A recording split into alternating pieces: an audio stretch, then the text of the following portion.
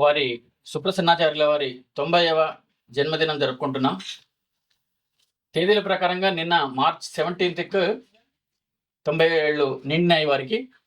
వారి జన్మదిన వేడుకల సందర్భంగా ప్రముఖ సాహిత్యవేత్త, కవి పండితులు ఆచార్య ఏల్చూరి మురళీధరరావు గారికి ప్రసన్న శారదా పురస్కారం ఈరోజు అందింపబడుతుంది. ఈ కార్యక్రమానికి ఇచ్చేసినటువంటి పెద్దలందరికీ నమస్కారం తెలియజేస్తూ, స్వాగతం తెలియజేస్తూ ఏల్చూరి వారిని వేదిక మీకు రావాల్సిందిగా ప్రార్థిస్తున్నాం.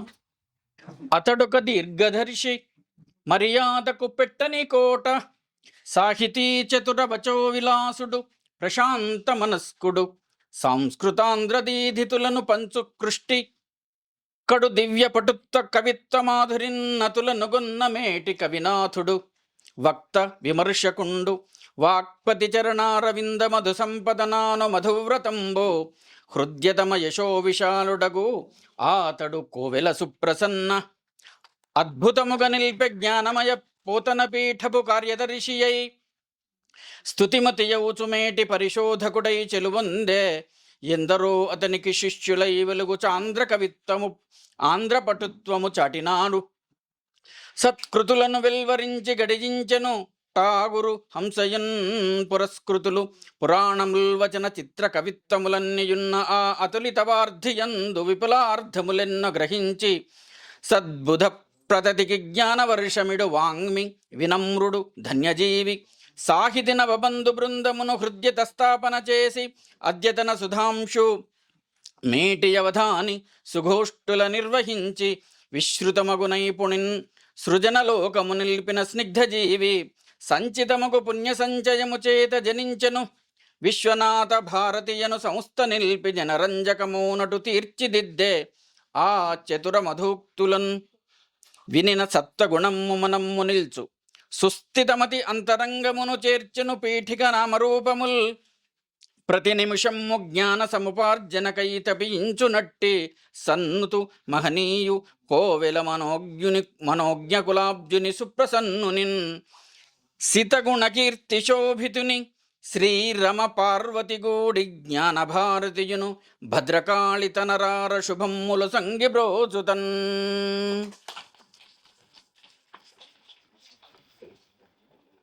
ఈనాటి ఈ పురస్కార సభను సుప్రసన్న గారి జన్మదిన వేడుకల్ని సందర్భంగా వారికి ఆత్మీయులైనటువంటి గిరిజామనోహర్ బాబు గారిని 2 నిమిషాలు మాట్లాడాల్సిందిగా ఆహ్వానిస్తున్నాం. ముందుగా పెద్దలకు నమస్కారం. ఈనాటి ఈ సభ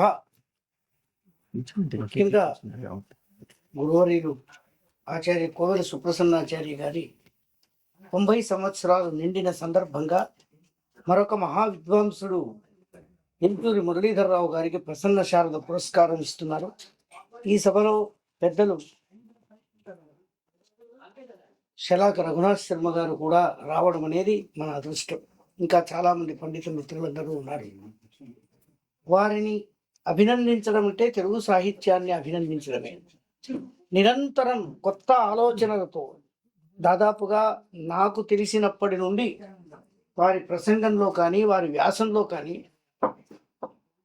కొత్త కోణాలు కనిపించడానికి అవకాశం ఉంటుంది. మామూలుగా ఎవరో చెప్పినవి కానీ లేదా చాలా సులభంగా తేలికగా ఉన్నవి కాకుండా కొత్త దర్శనాన్ని చూపించడం, ఒక వ్యాసం నుండి కానీ విమర్శ నుండి కానీ, దాదాపుగా వారి విమర్శ గ్రంథాలు ఏవి చదివినా ఆ రకమైనటువంటి ఆలోచనలతో చదివితే, ఆ దృష్టితో చదివితే మనకు కొత్త జ్ఞాన ద్వారాలు తెరుచుకునే అవకాశం ఉంటుంది.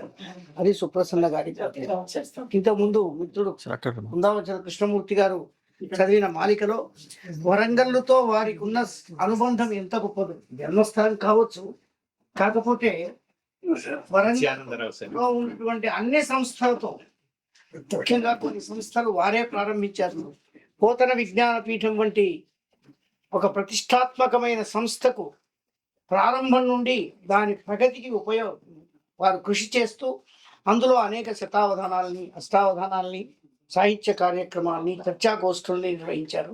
ఆ విషయాలన్నీ సేకరించి మేము వరంగల్లో 26వ తారీఖు వారికి ఒక ప్రత్యేకమైనటువంటి సన్మాన కార్యక్రమం, వారి ఈ 90 ఏళ్ల పూర్తి సందర్భంలో ఒక ప్రత్యేకమైన సంచిక, వరంగల్లులో వారికి అనుబంధం ఉన్న అన్ని సంస్థలకు సంబంధించిన వారి పరివస్య ఎట్లా ఉంది అనేటువంటి విషయాలని గురించిన వ్యాసాలతో ఒక సంచిక తీసుకొని వస్తున్నాము. మీరందరూ కూడా ఆ కార్యక్రమాన్ని కూడా వరంగల్కు వచ్చి వారికి చేసే ప్రత్యేక సన్మాన కార్యక్రమంలో మీరంతా పాల్గొనాలని ఆశిస్తూ, వారికి భగవంతుడు సంపూర్ణ ఆయురారోగ్యాలను ప్రసాదించాలని ప్రార్థిస్తూ సెలవు తీసుకుంటున్నాను. ధన్యవాదాలు సార్. ఈరోజు కార్యక్రమంలో ఆత్మీయ అతిథిగా ఇచ్చేసినటువంటి శిలాక రఘునాథ్ శర్మ గారు వారి సందేశాన్ని ఇవ్వాల్సిందిగా ప్రార్థిస్తున్నాం. విఘ్నేశ్వరం విఘ్నశాంతి వాణి వాచక్రం సభానాయ ప్రణమామి పునః పునః. నాకు తెలుగు నేలలో తెలుగు అధ్యయనం ఉండేటువంటి భారతదేశంలో అన్ని విద్యా సంస్థలలో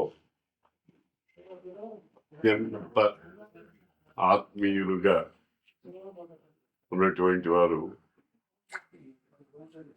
ఆచార్య ప్రసన్న గారు. బహుశా 50 ఏళ్ళు దాటే ఉంటుంది మేము మొదటిసారిగా కలిసి. రాజమండ్రిలో మా బావగారు తెలుగుపల్లి జమదగ్ని శర్మ గారి ఇంట్లో మొట్టమొదటిగా కలిసినట్టు గుర్తు. అప్పటి నుంచి మా పరిచయము, స్నేహము, సౌహార్దము, మైత్రి, బాంధవ్యం, ఈ 4 ఎందుకు ప్రత్యేకించి చెప్తున్నానంటే, పాతకాలపు శ్లోకం ఒకటి ఉంది, అత్యాగ సహనో బంధు. బంధు అంటే ఎవరు అంటే, ఎవరిని వదిలిపెట్టి ఉండటానికి మన మనస్సు అంగీకరించదో ఆయన బంధువు అంటారు. సదైవ అనుమత స్మృతి. పర్వకాల సర్వావస్థల్లో ఏం చేసినా గాని బాగుంది అని ప్రోత్సాహించేటువంటి వారిని సుహృత్ అంటారు. ఏకక్రియం భవేన్ మిత్రం. ఒకే పని ఇద్దరు కలిసి ఒకే విధంగా చేస్తూ ఫలాన్ని పొందేటువంటి వాళ్ళని మిత్రులు అంటారు. సమత్ప్రాణ సఖా మత అని.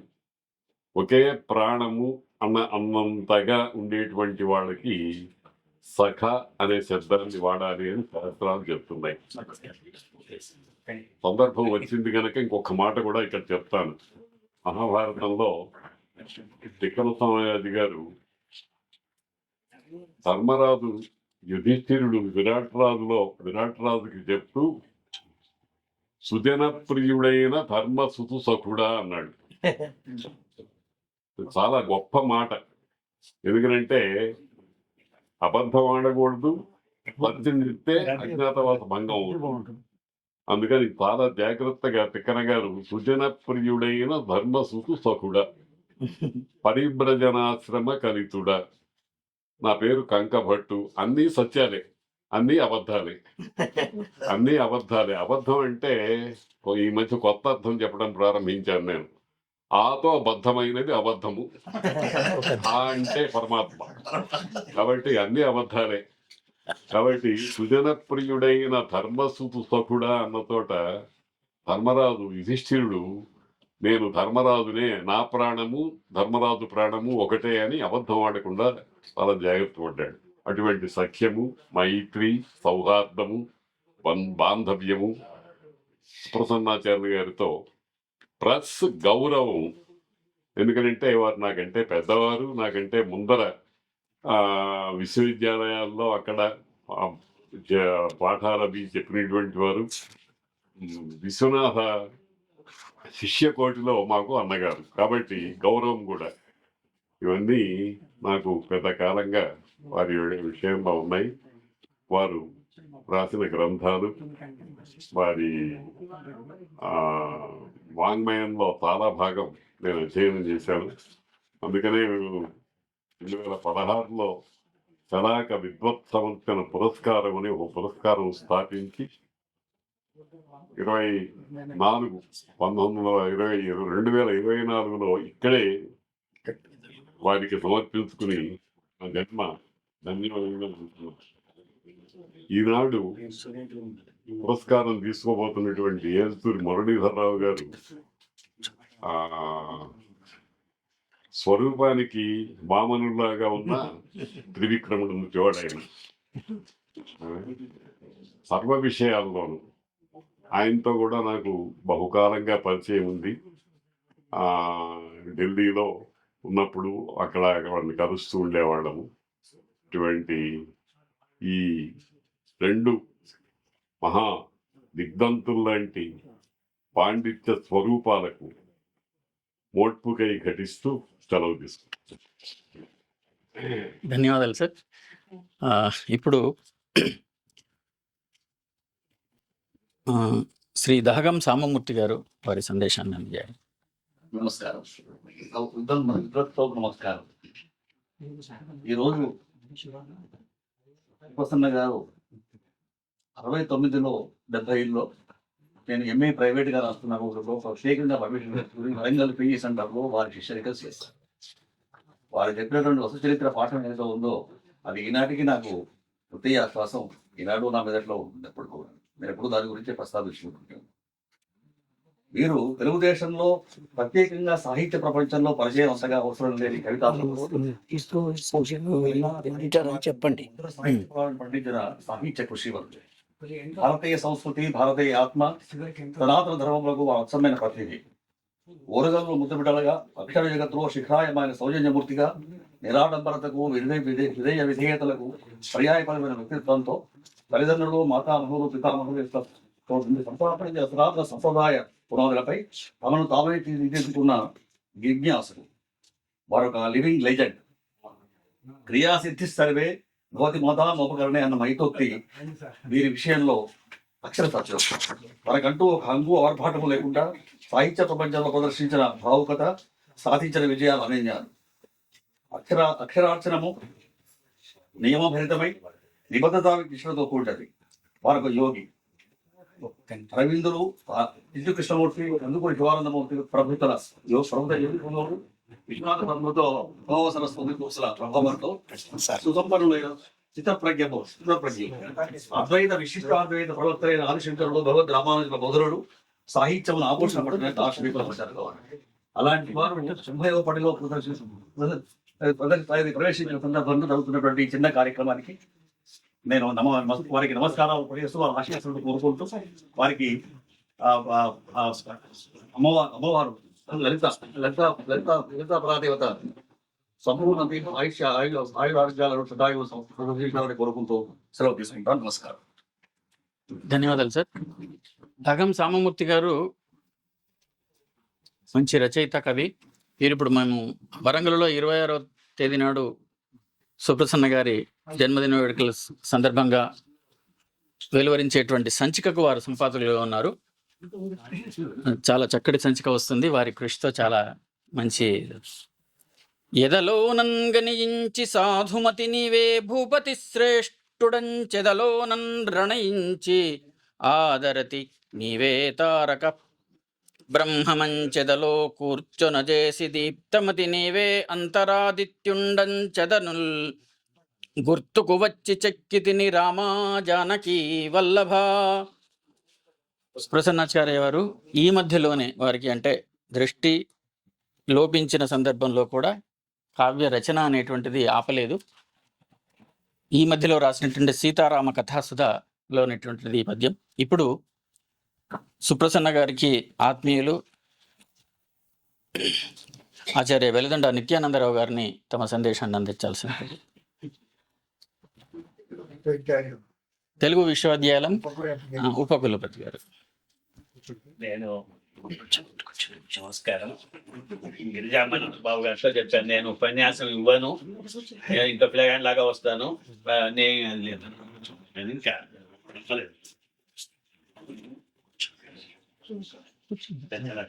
నమస్కారం. సార్తో 83లో పరిచయం. వేయి పడగలు స్వర్ణోత్సవ సభ వరంగల్లో జరిగినప్పుడు నేను డిగ్రీ ఫైనల్ ఇయర్ స్టూడెంట్, అప్పుడే అయిపోయింది పరీక్ష. వరంగల్కు వెళ్ళాము. ఆ రోజు వేయి పడగల మీద సెమినార్ జరిగింది. ఆ రాత్రి రాఘవాచారి గారు ఉపన్యాసం ఇచ్చారు స్పెషల్గా. తర్వాత సార్ ఇంట్లో రాత్రి భోజనం చేసాం అందరం. అప్పుడు చూడడం, దానివల్ల నాకు కలిగిన అదేమిటంటే, వేయి పడగలు చదవకపోతేనేమో, చదవలేదు కూడా నిజానికి, నేను చదవలేదని చెప్తేనేమో సిగ్గుపోతుంది. తర్వాత నేను ఎంఏలో వచ్చి చేరాను. ఇంకా మెల్లగా సంపత్ కుమార్ సారు, సుప్రసన్న సారు, రామకోటి శాస్త్రి గారు, ఇంకా ముదివేడు ప్రభాకర్ రావు గారు, ఇలా విశ్వనాథ, ఇవన్నీ అందరూ ఒకళ్ళు వస్తున్నారు. మాకు హరీంద్రబాబు గారు ఉన్నారు, వారు కూడా ఇప్పుడు 90 ఏళ్ళు. ముఖ్యంగా నాకు వచ్చిన అదేంటంటే, సార్ వల్ల, సంపత్ కుమార్ గారి వల్ల, ఎవరి వల్ల, వేయి పడగలు చదవలేదు అని చెప్తేనేమో అవతలి వాళ్ళు సిగ్గుపోతుంది. ఏంది నీవు ఇంత మాట్లాడుతావు కదా, చదవలేదు. అప్పటికే సాధనలో నా వ్యాసాలు వచ్చాయి, జాగృతిలో రెగ్యులర్గా వ్యాసాలు వచ్చాయి. సరే అబద్ధం ఎందుకు ఆడాలి, ఏదో ఒకటి చదివితే సరే అని కూర్చున్నాను. అప్పుడు ఒక 60 పేజీలు చదివాక, పనికి మళ్ళీ నవల ఇదేంటి, చాలా బోర్ కొట్టింది, చదవడానికి రాలేదు కూడా, చాదస్తం. అప్పుడు నేను ఇది మా పిల్లలకి చెప్తుంటాను, స్టూడెంట్స్కి ఎప్పుడు కూడా, రాసినవాడు 29 రోజుల్లో రాశాడు, మరి చదివేవాడికి ఏం కష్టం, ఎందుకు చదవకూడదు, చూద్దాం, నీవెంత మొండాడో నేనంత మొండాడిని, నేను 29 రోజుల్లో నవలను పూర్తి చేస్తా అని పెట్టుకున్నాను. కానీ 60 పేజీలు 70 పేజీల తర్వాత ఇక నాకు లోకం తెలియలేదు. 3 రోజులు కంప్లీట్గా వేయి పడగల మయమైపోయింది, చదివాను. తర్వాత ఏంటంటే, అబద్ధం ఆడకూడదు అన్న ఒక నియమంలోకి వచ్చేసాను. నాకు ఇష్టం లేకపోతే ఒక వ్యక్తి మీద ఏదన్నా దాన్ని ఏదో రకంగా డొంకతిరుడుగా చెప్పేసేసి తప్పించుకునే ఒక రకమైన ఇది నాకు వచ్చింది. ఇప్పుడు సార్ చెప్పారు కదా, శర్మ సార్, సఖుడు వీటి అర్థాలు చెప్పినప్పుడు, ఆ కంకు భట్ట పద్యం చెప్పినట్టుగా, ఒక్కోసారి ఏమవుతుందంటే, మనం నిజము చెప్పకూడదు, అబద్ధం చెప్ప, నీ మీద నాకు ఇష్టం లేదు అనడానికి వీలు లేదు. అలాంటి అది ఒక వచ్చింది. ఇంకా ఒక్కొక్కటి వేయి పడగల దగ్గర నుంచి సముద్రపు దిబ్బ, ఇవన్నీ చదవడం, షార్వర్ నుండి షార్వర్ దాకా రకరకాలుగా. తర్వాత సారు ఎంత ప్రేమ మనిషిని, ఎంఏలో ఉన్నప్పుడు వారు సెమినార్లకు వచ్చినప్పుడు యూనివర్సిటీ గెస్ట్ హౌస్ ఇస్తే, నేను అక్కడ ఎందుకుంటే నేను నీ దగ్గర ఉంటాను, నేను సార్ మా హాస్టల్కి వచ్చి ఆ రాత్రి మా దగ్గర ఉన్నారు. ఇది వారి ఔదార్యం. తర్వాత చేకూరు రామారావు గారి షష్ఠి పూర్తి పెద్ద సంచిక వేశారు ఖమ్మంలో జరిగినప్పుడు, రాత్రి సార్ ఇంట్లో ఉండి పొద్దున వెళ్ళాము. ఇంకా ప్రతి విషయంలో, ఇంకా మా ఇంటికి కూడా వచ్చారు. సంపత్ కుమార్ గారు మా ఇంటి దగ్గరే ఉన్నారు. మీరు వెళ్ళారు సార్ సంపత్ కుమార్ సార్ ఇంటికి? మా ఇంటికి ఒక రోడ్డు అవతలి వారు ఉండడం. అప్పుడు సార్ మా ఇంటికి కూడా వచ్చారు. ఈ అధ్యయనం పుస్తకాలు ఇవన్నీ, సహృదయ చక్రం కానీ, అధ్యయనం కానీ, విశ్వనాథ భావుక వీధి, ఆల్మోస్ట్ అన్ని పుస్తకాలు చదివాను. వారి మీద ఒక కవిత కూడా రాశాను. కానీ ఇప్పుడు ఏవి తీసుకొని వద్దామంటే కూడా, నేను నిన్న మొన్న 4 రోజుల నుంచి తిరుపతి నుండి 11 గంటలకు వచ్చాను. తప్పనిసరిగా వస్తానని చెప్పాను. అందులో ఇది మన ఫంక్షన్ కనుక సార్కు 90వ బర్త్డే జరగడం చాలా విశేషం. వారి ఆశీస్సులు మన మీద ఎలా ఉండాలి. ఒక సాహిత్యంలో, ఒక భౌతిక, ఆధ్యాత్మిక అన్ని స్తరాలలో వారి సాహిత్యం అధ్యయనం చేయవలసి ఉంటుంది. మామూలు రచయితలు మన కోసం రాస్తారు, సార్ లాంటి వాళ్ళు రచయితల కోసం రాస్తారు. దాన్ని విస్తృతంగా వ్యాఖ్యానం చేసుకునాల్సిన అది ఉంటుంది. మొన్న అరుణ గారి వ్యాసం కూడా చూశాను. అందున మురళీధరరావు గారికి ఇవ్వడం అంటే, మురళీధరరావు గారు తప్పిపోయి మానవ జన్మెత్తిన ఒక శాపగ్రస్తుడైన లేదా యోగభ్రష్టుడైన ఒక సాధకుడు. వారు వచనం రాసినా, వారు మాట్లాడినా, వారు పద్యం రాసినా, ఏ శ్రీనాథుడు నాచన సోముడో మొన్నటి పద్యం కూడా ఏదైనా వారి అంటే ఒక రకమైనది కంటిన్యూస్గా వస్తుంది. అది వద్దనుకున్నా కూడా వారు ఎంత సరళంగా రాద్దాం అనుకున్నా కూడా మళ్ళీ అది ఆ స్టైల్లోకి వస్తుంది. ఈరోజు ఉన్న అగ్రశ్రేణి పండితుల్లో ఏల్చూరి మురళీధరరావు గారు ఒకరు. వారికి పురస్కారం ఇవ్వడం చాలా సముచితమైనది, యోగ్యమైనది. నేను ఇద్దరికి నమస్కరిస్తూ ముగిస్తున్నాను.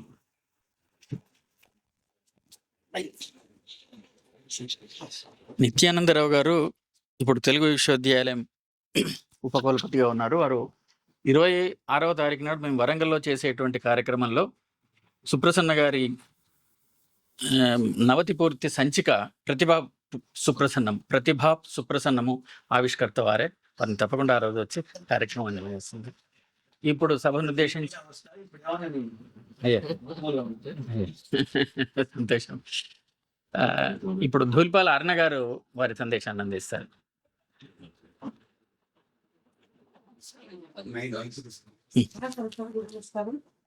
ఇంతమంది విద్వాంగుల మధ్య ఒక అనామకురాలుగా ఉండే నన్ను మాట్లాడమనడం కొంచెం ఇబ్బందిగా ఉంది. అయినప్పటికీ కూడా ఈ మధ్య కాలంలో సాహిత్యంలోకి ప్రవేశించినటువంటి నేను హనుమండ భూమయ్య గారి సాహిత్యాన్ని, చెన్నప్ప గారి సాహిత్యాన్ని అట్లా రాస్తూ ఉన్నాను. ఆ సందర్భంలో నేను ఇంతవరకు మయూఖ పత్రికకి దాదాపు 30 మందిని ఇంటర్వ్యూలు చేస్తే దానిలో 99% మంది కోయల సుప్రసన్నాచార్య గారి పేరు చెప్పినటువంటి వాళ్ళే. కాబట్టి నాకు ఇవి రాస్తున్నాను కదా, ఇది కాదు, ఇంతమంది చెప్తున్నారు, అసలు ఆయనది కదా సాహిత్యం వెలుగులోకి రావాలి. ఎందుకంటే తర్వాతి తరాల వాళ్ళకి ఈ ప్రాచీన సాహిత్యం ఇవన్నీ కూడా ఒక విముఖత ఏర్పడి వాటి జోలికి కూడా వెళ్ళట్లేదు. మరి ఇన్ని పుస్తకాలు వాళ్ళు చదవలేరు, కనీసం అవన్నీ కలిపి ఒక పుస్తకంగా ఉంటేనన్నా తర్వాతి తరాల వాళ్ళకి ఆ యొక్క ఆ ప్రతిభ కానీ, ఆ విజ్ఞానం కానీ, ఆ సాహిత్యం కానీ అందుతుందనే ఒక ఉద్దేశంతో సంతోష్ గారిని అడగడం, ఆయన ఒప్పుకోవడము. అయితే మొదలుపెట్టినానే కానీ ఆ లోతు ఎంతగా ఉందనేది అర్థమవుతుంది. లోతులోకి దిగితే కానీ తెలుస్తుంది అన్నట్టుగా అట్లా ఒక్కొక్క పుస్తకాన్ని మెల్లమెల్లగా సమీక్షించుకుంటూ వెళ్తున్నాను. మొన్ననే 90వ జన్మదినోత్సవ సందర్భంగా ఒక వ్యాసాన్ని ఒక సాధారణ అన్ని కలిపినటువంటి ఒక సాధారణ వ్యాసాన్ని ఇస్తే పత్రికలో వచ్చింది. అంటే ఆయన ఆశీర్వాదం తీసుకుని మొదలుపెట్టిన ఆయన ఆశీర్వచనంతో ఆయన రాసినటువంటి పుస్తకాలను మొత్తం కూడా సమీక్ష చేసి ఒక పుస్తకంగా వచ్చేటటువంటి అవకాశం నాకు కలుగుతుంది. ఆ దైవానుగ్రహం కూడా నాకు అందుకు పూర్తిగా ఉంటుందని నమ్ముతూ మీ అందరికీ కూడా ధన్యవాదాలు. ఇప్పుడు వచ్చి నాకు 1000 పడవలను గిరిక కదా సార్ వల్లనే పరిచయం అయింది. అరుణ గారికి ధన్యవాదాలు. అరుణ గారి చక్కటి వ్యాసం నిన్నటి రోజు నమస్తే తెలంగాణ పత్రికలో వచ్చింది. ఆ వ్యాసాన్ని రసజ్ఞ భారతి అని ఒక వాట్సాప్ గ్రూప్ ఉందమ్మా. అందులో చదివినటువంటి పండితులు, దాంట్లో అందరూ పండితులు ఉంటారు రసజ్ఞ భారతిలో. ఆ పండితులు అందరూ మెచ్చుకున్నటువంటి వ్యాసం అది చాలా బాగుంది అని చెప్పేసి. ఇప్పుడు సుప్రసన్న గారు వారి ఆశీస్సులు అందిస్తారు సభకి. సార్ మీరు మాట్లాడండి. అందరికి మా అందరికి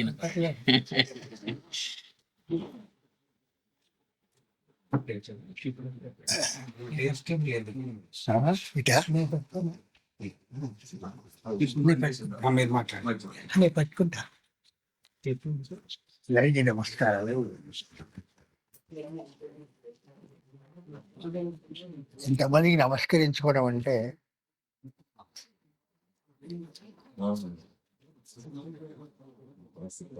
సరస్వతి దేవికి, వాగ్వాదనికి, భారతీదేవికి నమస్కారం చేసుకోవడం.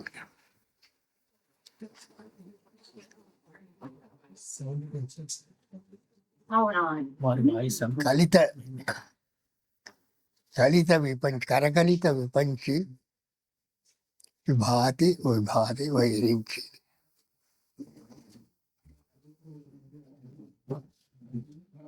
ఆ సరస్వతి వైభవం తెలుగు వాళ్ళం ఒక అదృష్టం ఏంటంటే భారతదేశంలో ఏ భాషలోనూ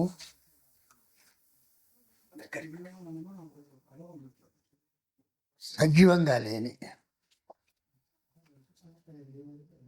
లేదా వృత్తములతో దేశీ ఛందస్సులతో మిక్సరమైన శ్రవ్య కావ్య పద్ధతి, చెంపు కావ్య పద్ధతి నన్నే కంటే ముందు ఉండే గూడూరు శాసనం తీసుకున్న అక్కడి నుంచి ప్రారంభమైన ఇవాటి వరకు అంటే ఈ శతాబ్దంలో పావు భాగం గడిచిపోయింది, తిరిగి నడుస్తూ ఉంది, సజీవంగా ఉంది. అనేక రూపాల్లో అనేక ప్రక్రియల్లో ఇది కొనసాగుతున్నది.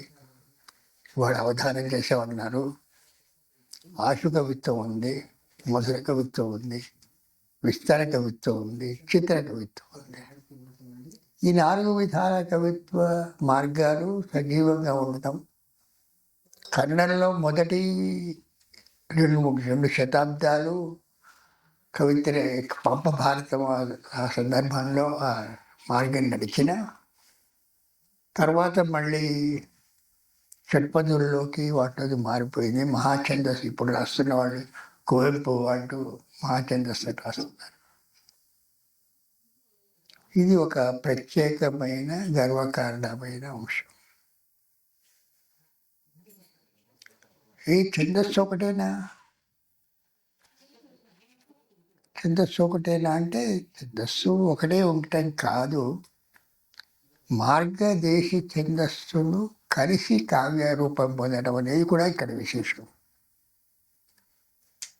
చంపకవాల ఉత్పన్నవాలు ఉంటాయి, తర్వాత సీసపద్యం కందపద్యం ఉంటాయి, రగడలు ఉంటాయి, ద్విపదలు ఉంటాయి.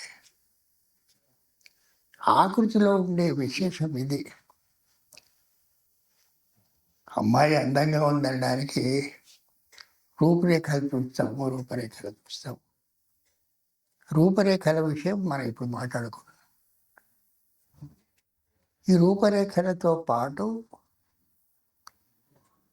తల్లి నుండి వచ్చిన వారసత్వము, తన పూర్వపు వారసత్వంలో ఉండేటువంటి సాహిత్య సౌందర్య విభవం కూడా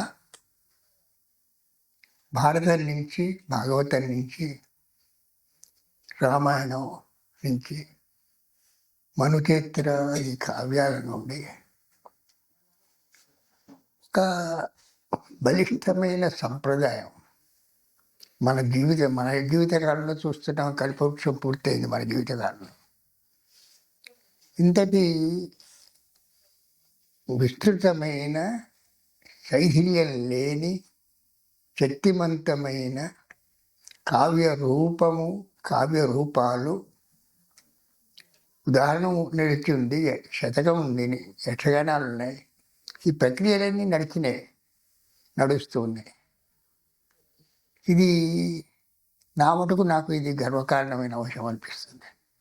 ఎందుకంటే భారతీయ భాషల్లో అనేక భాషల్లో ఉండే సాహిత్య రూపాలతో అంతో ఇంతో పరిచయం ఉంది.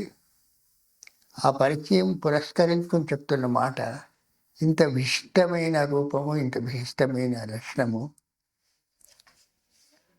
ఇంత విశిష్టమైన సంప్రదాయపు కొనసాగింపు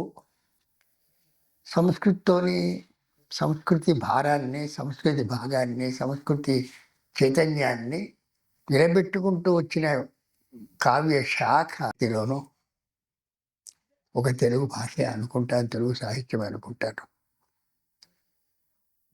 మిగిలిన వాటిలో ప్రత్యేకతలు ఉంటాయి. మేఘనాథవత అనే కావ్యం ఉంది, మైకేల్ మసూదత్ అనుకుంటాను. రామాయణ కథే కావచ్చు, కానీ అది వ్యత్యస్తంగా ఉంది, వైపరీత్యాన్ని పొందింది. ఇంకా మనకు తెలిసిన ఎక్కువగా పరిచయం ఉన్న హిందీ లాంటి కావ్యాల్లో కూడా తులసి రామాయణానికి ప్రశస్తి ఉంది. ఇంత ప్రశస్తి ఇతర భాషల్లో ఏ రామాయణానికి లేదనుకుంటా. ఆ ప్రశస్తి వాళ్ళకు రామాయణం అంటే తులసి రామాయణమే. తులసి రామాయణాన్ని పట్టుకొని వాళ్ళు ఉంటారు అంటారు. తెలుగులో భారతానికి, భాగవతానికి, రామాయణ కల్పవృక్షానికి ఉన్న స్థితి దానితో సమానమైందో ఇంకొంచెం అధికంగా కూడా కావచ్చు అని అనుకుంటున్నాను నేను, అత్యుక్తి అనుకోకపోతే. తెలుగు కావ్యాల యొక్క స్వరూపం కూడా మనుచరిత్ర కానీ, వశ్చరిత్ర కానీ, ఆముక్త కానీ, కళాపూర్ణోదయం కానీ, ఇవి కేవలం లౌకికమైన ఇతివృత్తాలకు పరిమితమైనవి కావు. వాటి మించినటువంటి తాత్వికమైన, వైదికమైన భావనలను గూఢంగా, ప్రతీకాత్మకంగా వ్యక్తం చేయడానికి వచ్చాయి. నా మిత్రులు మురళీధరరావు గారితో మాట్లాడే అవకాశం నాకు లభించితే ఆయనతో మొరపెట్టుకున్నాను. కళాపూర్ణోదయం ఎవరు పట్టించుకోలేదా? కళాపూర్ణోదయాన్ని ఉపాసనా పద్ధతిలో దాన్ని అర్థం చేసుకోవాలి అనిపిస్తుంది నాకు. మీరు ఆ పని చేసి పెట్టగలరా నాకు? నా కోరిక అని ఆయనకు చెప్పుకోవడం జరిగింది. అక్కడ సరస్వతి తత్వ వివేచన ఉంది. బింబ ప్రతిపాత్మకంగా సత్యలోకంలో కథ ఉంటుంది, కాశ్మీరంలో కథ ఉంటుంది, అట్లాగే వైకుంఠంలో కథ ఉంటుంది, ద్వారకలో కథ ఉంటుంది. ఈ హరిహర భావన, మృగేంద్ర వాహన దగ్గర మైత్రి అమ్మవారి తత్వం వస్తుంది. ఇంత గొప్ప దర్శనం ఉన్నటువంటి కావ్యం కేవలం నూతన ఇతివృత్తం అని చెప్పవలసిన అవసరం ఉందా? అంతకంటే మించి ఏమైనా ఉందా? దాని గురించి వివరించండి మీరు అని ఆయనకు హోంవర్క్ లాగా ఇచ్చాను.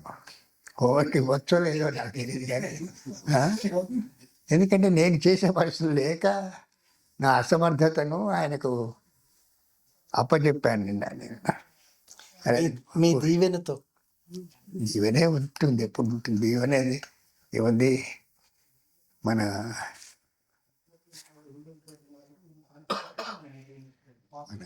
నేను చేసిన కృషికి కొత్తగా దీవెన ఇచ్చే పరిస్థితి లేదు.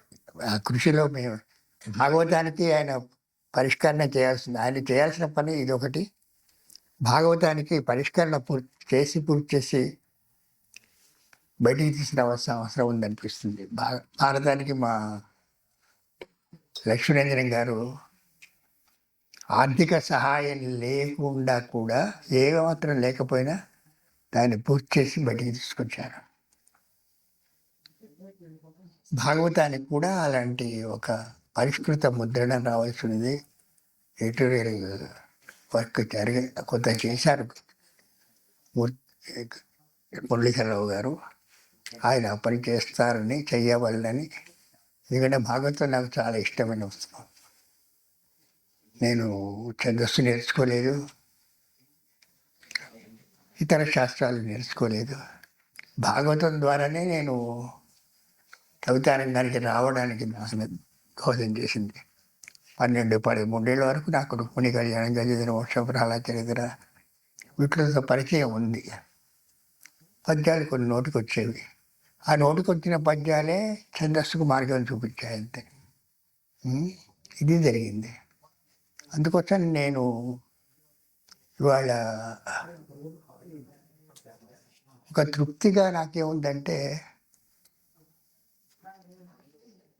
ఇవాళ సాహిత్య జగత్తులో ఉండే పరిస్థితి, ఇప్పుడు రఘునాథ్ శర్మ గారి పక్కన కూర్చున్నారు. ఆయన ఒక శిఖరం, విద్వత్ శిఖరం. అయినా ఇంత సరళంగా మన భారతాన్ని తెలుగు రాగానే వాళ్ళిద్దరి పేరు చెప్తే నేను అన్నాను, భారత రామాయణ, భారతము భాగవతము రెండు కలిసినట్టుగా నాకు అనిపిస్తున్నది చెప్పి.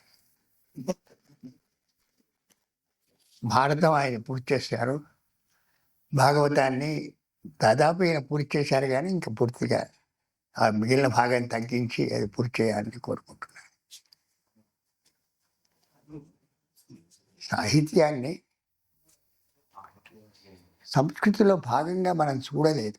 ఆధునిక కాలంలో వచ్చిన సమస్య ఏమిటంటే మన సంస్కృతిలో భాగము, మన చైతన్యంలో భాగము, మన తాత్వికతలో భాగముగా కాకుండా దాన్ని లౌకికమైన సమస్యలకు, లౌకికమైన తాత్కాలికమైన అంశాలకు ఉపకరణంగా, అంటే ఇప్పుడు మనం దాన్ని ప్రయోజనాన్ని తగ్గించి సంతోషం, ప్రయోజనాన్ని తగ్గించి మనం చీపురు కట్టను వాడుకున్నట్టుగా ఇల్లు తుడుచుకోవడానికి ఉపమానం బాగాలేదనుకుంటా, అట్లా దాన్ని వాడుకోవడం. దానికోసం రాజకీయాలు ఉన్నవి, రాజ్య వ్యవస్థ ఉంది, రాజ్యాంగం ఉంది. రాజ్యాంగం అనే మాట ఉంది, కానీ రైతాంగం అంటే ఏమిటండి? రైతే మాట మన మాట కాదు, రైతాంగం అట. చాలా విచిత్రమైన భాష. వాళ్ళు ఎవరి అనుగ్రహంతో వస్తున్నదో తెలియదు, కానీ అనేకంగా వస్తున్నవి. ఈ రకమైనటువంటి పరిస్థితుల్లో సాహిత్యాన్ని లౌకికమైన ఈ కాన్స్టిట్యూషనల్ ప్రాసెస్ సంక్షేమమో లేక దానికి సంబంధించింది కానీ భావించేటువంటి పరిస్థితి వస్తే అది ఎంతకాలం ఉంటుంది? గర్జించు రష్యా, గర్జించు రష్యా అంటే ఆ గీతాన్ని ఇవాళ ఎవరు చదువుతున్నారు? సమస్య. రష్యా వచ్చి చైనా వాడు దీని మీద మొన్న అటాక్ చేసింది కదా, ఈ 4 ఏళ్ళకి నడుస్తున్నది. ఇరాన్ కాదు, ఉక్రెయిన్ మీద. ఏమిటి రాజ్య విస్తరణ ఉంటుందని అనుకున్నామా? మార్క్సిజం ప్రకారం దానికి మార్క్సిజం ఎక్కడికి పోయింది? ఇది ఈ విధంగా దానికి అల్ప ప్రయోజనాలకు వాడినప్పుడు, అంటే ఓ పట్టు చీర కట్టుకొని ఇల్లు శుభ్రం చేయడం ఎట్లా ఉండేదో అలాంటిది, అంతే కదా. అలాంటి స్థితికి తీసుకోకపోతే దానికి ఉండేటువంటి విలువ ఉంటుందా? ఒక శ్రీనాథుడు, ఒక అలసాని పెద్దను, అలాంటి వాళ్ళు జీవనానికి, జీవన సంస్కారానికి, పద్ధతులకు విలువ ఇచ్చి మన సంస్కృతిలో భాగంగా చేసి సంస్కృతి యొక్క ఉన్నతికి, సంస్కృతి యొక్క పురోగమనానికి, సంస్కృతి మనందరి చైతన్యంలో భాగం కావడానికి, మన ఆచరణలోకి రావడానికి ఉపకరణంగా వాడుకున్నారు. ఉపకరణం అంటే అందదలుచుకుంటే అట్లా పనికి వస్తుంది. ఆ స్థితి రావాలి. ఇప్పుడు 1000 పడగల ప్రసక్తి నిత్యానందరావు గారు తీసుకొచ్చారు. 1000 పడగలు మొదటి మాట సుబ్బన్నపేట అంటే మొదటి శబ్దంలోనే, మొదటి వాక్యంలోనే సుబ్రహ్మణ్య స్వామి పేరు వచ్చింది. ఈ సుబ్రహ్మణ్య స్వామి వైభవమే మొత్తం 1000 పడగల్లో ఉంది.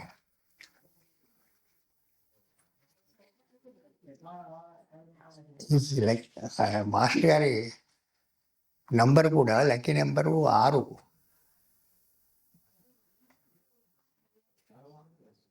ఈ సుబ్రహ్మణ్య సంఖ్య అదంతా దానిలో పోతే అదొక ప్రపంచం. 6వ అవార్డు ఆయనకు సాహిత్య అవార్డు వచ్చింది. 6వ అవార్డు జ్ఞానపీఠ అవార్డు వచ్చింది. ఇవన్నీ లౌకికమైన పరిమితులకు దాడినటువంటి అంశాలు. ఒక దైవీ శక్తి యొక్క సాహిత్య ప్రవర్తనము జరిగిందని అనుకుంటా ఈ శతాబ్దంలో, మనం చూసిన శతాబ్దంలో, గడిచిన శతాబ్దంలో. ఇది నిత్య మననం చేసుకుంటూ నేను సాగిస్తున్న బతుకు. నాకు వేరే పని లేదు, ప్రయోజనకరమైన పిల్లలకు ప్రయోజనం ఇది లేదు. నేను నా జీవితం ఇట్లా ఏకాంతంగా గడిచిపోతున్నది. ఈ ఏకాంత స్థితిలో ఒక నిశ్శబ్దం వస్తుంది. నిశ్శబ్దం నుంచి అది శబ్దంగా ప్రవహించే ఒక పద్ధతి సాగుతుంది.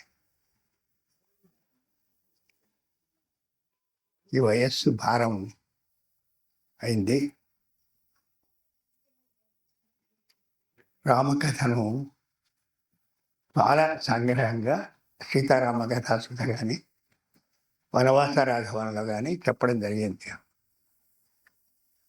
ఇంకొకటి ఏమిటంటే సీతాయనం అని ఒక 3వ భాగం, వెంకయ్యాత్ర, అమ్మవారు చేసిన వెంకయ్యాత్రకు సంబంధించింది. అది రాసుకుంటే నా ప్లాన్ పూర్తవుతుంది. అదేదో కొంత నడిచింది కానీ ఎట్లా అవుతుందో తెలియదు. ఐ థింక్ ఇటువంటివి స్వప్నాలు, రచనా స్వప్నాన్ని నేను పొందుతాను. నాకు రఘురామయ్య అని మిత్రుడు ఉన్నాడు వరంగల్లో. నేను ఫోన్లో చెప్తే 18 నోట్ చేసుకుంటాను, మళ్ళీ ఇంకోసారి చెప్తే 18 నోట్ చేసుకుంటాను. అలా చేసుకుంటూ అవి ఇప్పుడు నేను రాసే పరిస్థితి లేకపోవడం వల్ల ఆ రకంగా నాకు ఉపకారం చేస్తున్నాడు అతను. అతన్ని దీక్ష లాంటిది మేమేదో కారణవశాత్తు వాళ్ళకి టీచర్ కావడం చేత ఆ టీచర్ మీద ఉండేటువంటి భక్తి అలాంటిది, అది అట్లా కొనసాగడానికి కారణం అవుతున్నది. అయితే నేను జీవితంలో ఎంతో పొందాను తెలుగు సాహిత్య జగత్తు వల్ల. నాకు ఎంతో లాభం జరిగింది. నాకు కావాల్సినటువంటి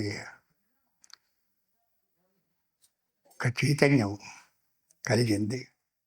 నేను దేశముని ప్రేమిస్తున్నాను, నా సంస్కృతిని ప్రేమిస్తున్నాను, ఇది విశ్వజనీయమైందని భావిస్తున్నాను. ఈ స్థితికి దోహదం చేసినటువంటిది ఇప్పుడు శర్మ గారు చెప్పినట్టుగా సత్యనగర సాహిత్యం ప్రధానంగా. అదే ప్రాచీన సాహిత్యంతో పరిచయం ఉన్నది. ఇది తను తాను వచ్చి పరిచయం చేస్తున్నది.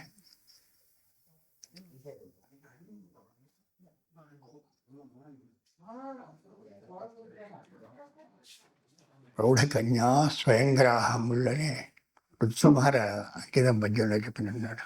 కమలా కంకణ కింకిణి కుణుకుడు కోణం ఆశావతి సమహేళా మధుయానముల్ హరివిరించి ప్రౌఢకన్య. నా పద్యం పూర్తిగా గుర్తు రావడం లేదు, మన్నించండి. స్వయంగ్రాహంగా ఆయన సాహిత్యం వచ్చేసి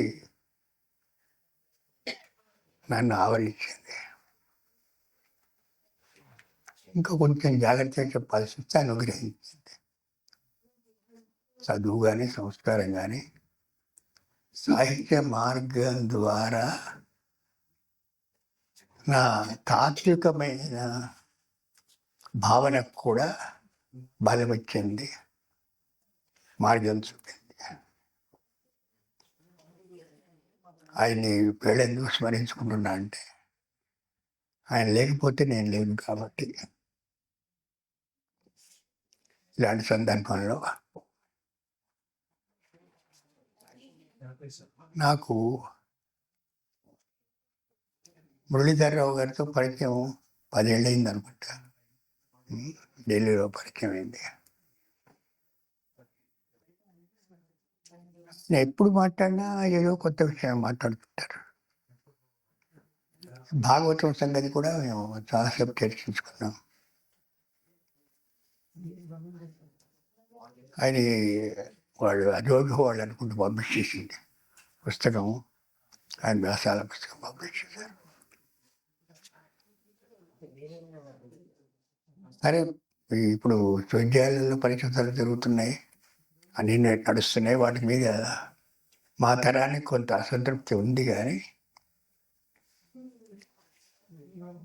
ఇప్పుడు మురళీధరరావు గారి పుస్తకం వచ్చిన తర్వాత ఇవన్నీ కాదు, గొప్ప వాళ్ళు చాలామంది ఉన్నారు, మనం చూడటం లేదు కానీ, మనం గౌరవించడం లేదు కానీ చాలామంది గొప్పవాళ్ళు ఉన్నారు. నాకు అటువంటి అనుభవము సన్నస్తు జాతీయ అని వివరణ రాసిన రఘునాథ్ శర్మ గారిని చూసినప్పుడు, మురళీధరరావు గారిని చూసినప్పుడు కలిగింది. నేనేం చేయగలను? ఓ దండం పెట్టుకున్నాను తప్ప. అందువల్ల మా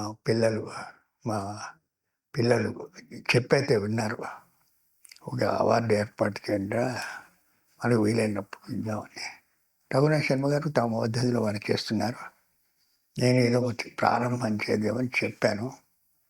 నా పిల్లలు అంగీకరించారు. వాళ్ళు చేయని నేను చేసే పరిస్థితి లేదు కదా. అయితే దానిలో మొదట నేను వరంగల్లోనే మా మిత్రులు సాహిత్య జగత్తులో అద్భుతమైన కృషి చేసిన, నాకు శిష్యులు లాంటి వాళ్ళు ఉన్నారు, నాకు గురువులు లాంటి వాళ్ళు ఉన్నారు. దానిలో వాళ్లకు ఏదో గౌరవించుకునే పరిస్థితి ఒకసారి తీసుకొచ్చారు, చేసుకున్నాను. ఇప్పుడు ఇది ఒక పద్ధతిగా, ఒక సాంస్కృతిక పద్ధతిగా కొనసాగించమని మా పిల్లలకు చెప్పుకుంటున్నాను. వాళ్ళు కొనసాగిస్తారని అనుకుంటున్నాను. మొదటిసారి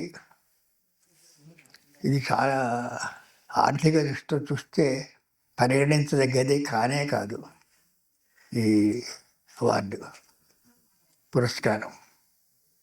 కానీ మైత్రి దృష్టితో, ఇప్పుడు శర్మ గారు చెప్పినట్టుగా మైత్రి దృష్టితో చూస్తే ఇది ఒక ఆత్మీయతతో కూడినటువంటి పురస్కారంగా గ్రహించి, తీసుకోవడానికి అంగీకరించి, ఇంత దూరం మా అమ్మాయితో సహా కలిసి వచ్చి, అమ్మాయి అంటున్నాను, నేను మా అమ్మాయితో సహా కలిసి వచ్చి దీన్ని గ్రహించడానికి అంగీకరించినందుకు వారి కృతజ్ఞత తెలియజేస్తూ తర్వాత కార్యక్రమం నడిపించవచ్చు.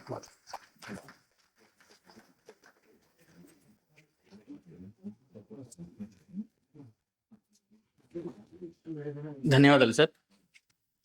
సుప్రసన్న గారు ఎప్పుడు మాట్లాడినా, ఎవరు వచ్చినా, చిన్నపిల్లల దగ్గర నుంచి పెద్దవాళ్ళు ఎవరికి వచ్చినా కూడా మామూలు మాటలు అంటూ ఉండవు.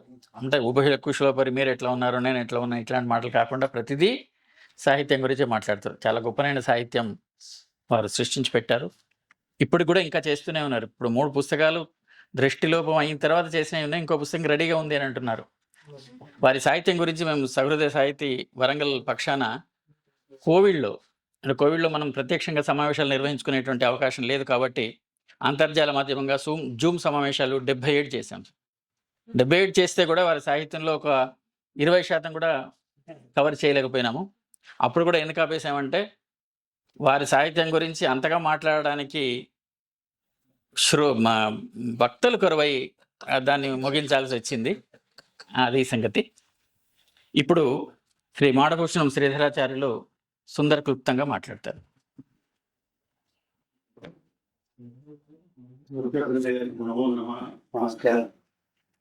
నమస్కారాలు చెప్పడానికి వచ్చాను.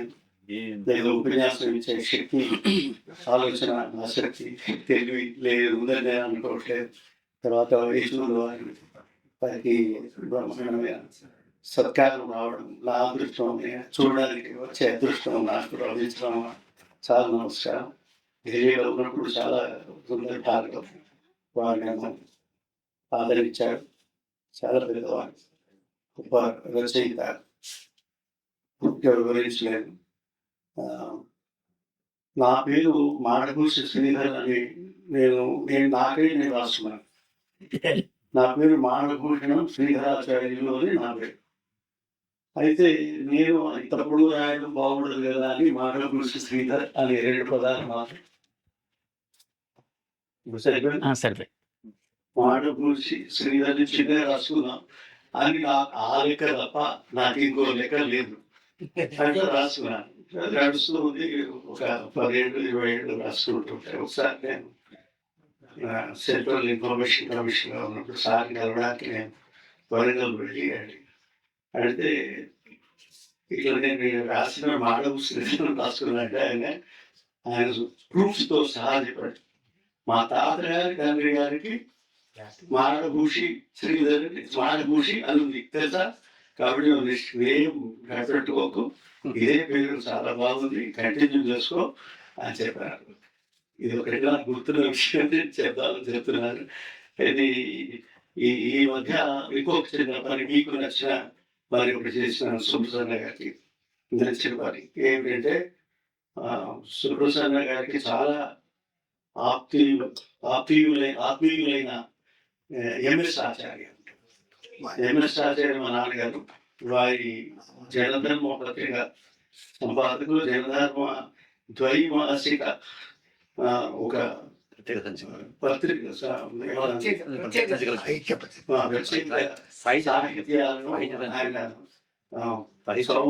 మీరు సంపాదకులుగా ఉన్నారు. అప్పుడు నాకు తెలుసు వారి గొప్పతనము, అవి చూసే అవకాశం, వారితో పనిచేసే అవకాశం, కంపోజ్ చేస్తున్నప్పుడు పనిచేసే అవకాశం, పరిష్కరించినప్పుడు వారి పుస్తకాలను పరిష్కరించినప్పుడు నేను చూసి మళ్ళీ కంపోజ్ చేసుకునే అవకాశం నాకు అప్పుడు లభించింది. అయితే అటువంటి ఎంఎస్ ఆచార్య గారి పేరు నిలబెట్టడానికి ఏ విధంగా నిలబెట్టాలో నాకు తెలియక ఒక విగ్రహాన్ని ఏర్పాటు చేయాలని అనుకున్నాం. ఆ విగ్రహం ఇవాళ వరంగల్లో హైదరాబాద్లో జర్నలిస్ట్ కాలనీలో గోమనపల్లిలో పెట్టుకున్నది 7th నాడు దాన్ని నెలకొల్పం సాధ్యమైంది. అది కొందరు మిత్రులు పెద్దలు ఆవిష్కరించారు. అది ఇక్కడ తెలిసిన వాళ్ళందరూ అక్కడ ఉండి చూస్తే బాగుంటుందని నాకుంది. సరే, ఇప్పుడు వీలైతే అప్పుడు చూడాలని నేను కోరుకుంటూ మీ ఆశీస్సులతో నేను ముగిస్తున్నాను. ధన్యవాదాలు సార్. ఇప్పుడు తెలుగు అకాడమీ పూర్వ సంచాలకులు ఆచార్య యాదగిరి గారు 2 నిమిషాలు కూడా మాట్లాడారు.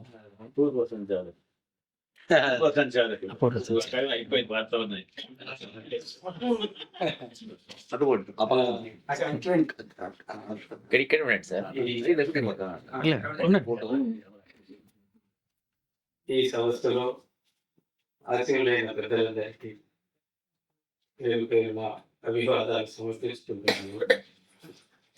ఇవాళ మా గురువు గారి సమక్షంలో గురువు గారికి 90 సంవత్సరాలు పూర్తయిన సందర్భంలో జరుగుతున్నటువంటి కార్యక్రమంలో ముఖ్యంగా తెలుగుదేశమే కాదు, ప్రపంచవ్యాప్తంగా తెలుగు వాళ్ళందరి హృదయాల్లో ఉన్నటువంటి ఏల్చూరి మురళీధరరావు గారు వారికి పురస్కారం కావడం, వారు అంగీకరించడం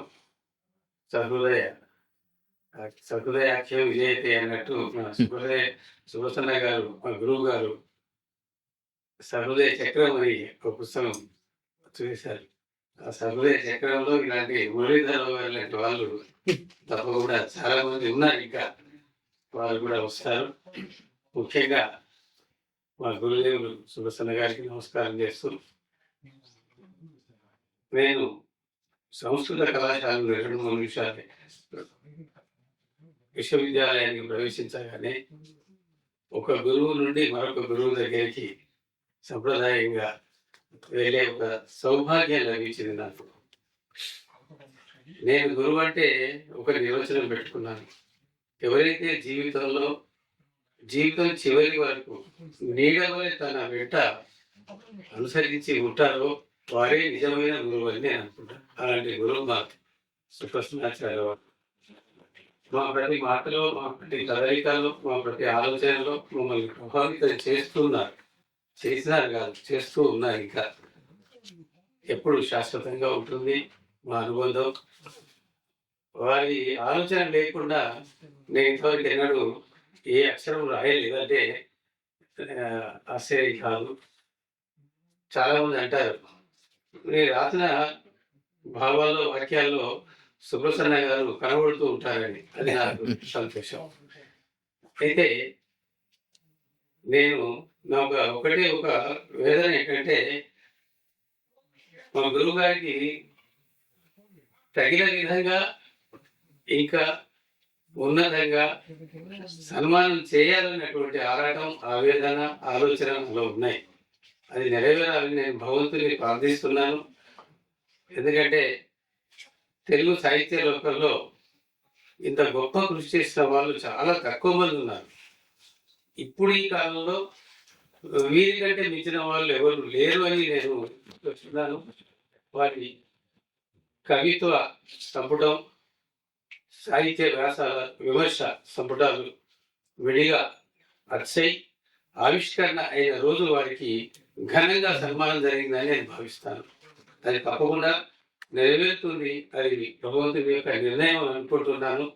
వారి శిష్యుడిగా నా బాధ్యతగా ఆలోచిస్తున్నా నేను. అది ఎందుకంటే ఎన్నో విలువైన విషయాలు, భారతీయ సంస్కృతికి సంబంధించినటువంటి మౌలికమైన విషయాలన్నీ కూడా వారి వ్యాసాల్లో ఉన్నాయి, వారి కవిత్వంలో ఉన్నాయి. వాటి గురించి మనము అనువాదపూర్వకంగా మనం ప్రపంచానికి తెలియచెప్పేటువంటి ఒక ప్రణాళిక కూడా చేయాలని ఉన్నది. ఎందుకంటే తెలుగు వాళ్ళు ఎప్పుడు వెనుకబడి ఉండడానికి కారణం అనువాదం లేకపోవడమేనా అందరికీ తెలిసిన విషయమే. ఆ లోపాన్ని పూరించడానికి మనం ఏమైనా ప్రయత్నం చేయాలి. నేను ఆ మార్గంలో ఆలోచిస్తున్నాను. కాకపోతే తగిన విధంగా తగిన సమయానికి కొన్ని సందర్భాల్లో నేను స్పందించలేకపోతున్నా అనేక కారణాల వల్ల. కాకపోతే సమయం అనుకూలించాలని కోరుకుంటున్నా. వారి పేరుతో ఒక ఉన్నతమైనటువంటి ఇంకా ఉన్నతమైన పురస్కారాలు ఏర్పాటు చేయాలి. నేను అకాడమీ డైరెక్టర్గా ఉన్నప్పుడు నాకు ఒక బంగారం లాంటి అవకాశం ఏంటంటే జాషువా పురస్కారం ఇవ్వగలిగే అవకాశం. దామోదర రాజనరసింహ గారు ఒకే మాట అన్నారు. వారికి ఎంపీ చెక్ ఇచ్చి ఎవరికి నువ్వు ఎంతైనా రాసుకో అన్నారు. ఎంతైనా రాసుకో అన్నాడు. అంటే అప్పటికి నిర్ణయం చేసాం 2 లక్షలే అన్నాను కాబట్టి 2 లక్షలే రాయగలిగారు. ఆయన ఏమన్నాడంటే 25 లక్షలు ఇచ్చినా తక్కువ కాదు యాదగిరి అన్నాడు. ఇలాంటి సారు మనతో ఉన్నారు. ఆయన దామోదర రాజనరసింహ గారికి మన సుబ్రసన్న గారు అంటే ఎంతో అభిమానం. వారి గొప్పతనాన్ని గుర్తించినారు. అట్లాగే మరొక అంశం కూడా మీ దృష్టికి తెస్తున్నాను. ఈసారి పద్మశ్రీ అవార్డుకి మన గురువు గారు సుబ్రసన్న గారి పేరు ప్రతిపాదిస్తూ మనందరం అభిమానులు అందరం కూడా మనం ప్రతిపాదన చేయాలని నేను కోరుతున్నా. అలాంటి ప్రయత్నంలో నేను కూడా భాగస్వామిని కావాలని అనుకుంటున్నాను. ఆ ప్రయత్నం జరిగినప్పుడు నిజంగా వారికి జాతీయ స్థాయిలో తగిన గౌరవం లభించిందని నేను భావిస్తూ మరొక 2 పద్యాలు వారు ఇప్పుడు మా క్లాసులో చెప్పినాయి. ఎరుకుమాని ప్రేమ గీతాల్లో అది రామాయణ కవృక్షానికి భూమిక లాంటి కావ్యం ఎరుకుమాని అని వారే చెప్పారు. అందులోనే ఉన్నాయి దాంపత్యానికి సంబంధించిన అన్ని లక్షణాలు కూడా. ఆ దాంపత్య లక్షణాన్ని మేము ఎంఏ విద్యార్థిగా ఉన్నప్పుడు చెప్పిన అంశాన్ని ఇవాటికి మర్చిపోలేదు. అంటే వారి ఆ ఉపన్యాసంలోని శక్తి అది. నేను నీరమ్మునా మెధుని ఇరువురము పోయి పోయి తొచ్చుతివి అమ్ముదిలోన అమ్ముది కూడా తానే మేమన్న ఎట్లు తనలోన కలుపుకొని. ఈ పద్యం చదివి ఏమన్నారంటే వ్యక్తి చైతన్యం విశ్వ చైతన్యంలో లీనం కావడం అంటే ఇది యాదగిరి అని చెప్పినారు. ఎంత గొప్ప విషయం అండి. ఒక దాంపత్యం ఎలా ఉంటుందనే దానికి నీరము నీటి బిందువు ప్రవాహంతో సంబంధం, భార్య భర్తల సంబంధాన్ని చెప్పడం అదొక అంశం. జీవితంలో కష్ట దుఃఖాలు ఎలా ఉంటాయి అన్నది కూడా ఒక మాటలో. ఈ కేలన శరత్ పూర్ణిమావృత శశాంకరోచిర్వితానం ఆ కేలన ఘనతరాంధఘోర చటాక్రాంత భూమి ఇందు సగముంటినవున నేను. ఇలాంటి భావాన్ని మాకు బోధిస్తూ కష్టాలను ధైర్యంగా ఎదుర్కొనేటువంటి శక్తి ఇచ్చారు గురువు గారు. నేను ఇన్నింటిలో మహించగలిగానంటే వారి ప్రబోధనలో ఉన్నటువంటి తాత్వికమైనటువంటి ఆ ధైర్యం, ఆ తాత్విక చైతన్యం మాలో ఉండడం వల్ల నేను అనేకమైనటువంటి ఇబ్బందుల్ని కూడా ఎదుర్కొని ముందుకు రాగలిగాను. అది చాలా మందికి తెలియకుండానే గురువు యొక్క ఆశీస్సులు అంటాం మనం. గురువు ప్రబోధనలు చైతన్యం నన్ను ఈ దశకు తీసుకొచ్చిందని మీ అందరికీ తెలియజేస్తూ మరొక ఘనమైన సభకు మనం అంకురార్పణ ఇది కావాలని కోరుకుంటూ సెలవు తీసుకుంటాను. అందరికీ కూర్చోండి సార్, ఇటు శ్రీధర్జీ కూర్చోండి, ఇక్కడ కూర్చోండి, మీరు కూర్చోండి, రండి sir. Yadagiri sir please.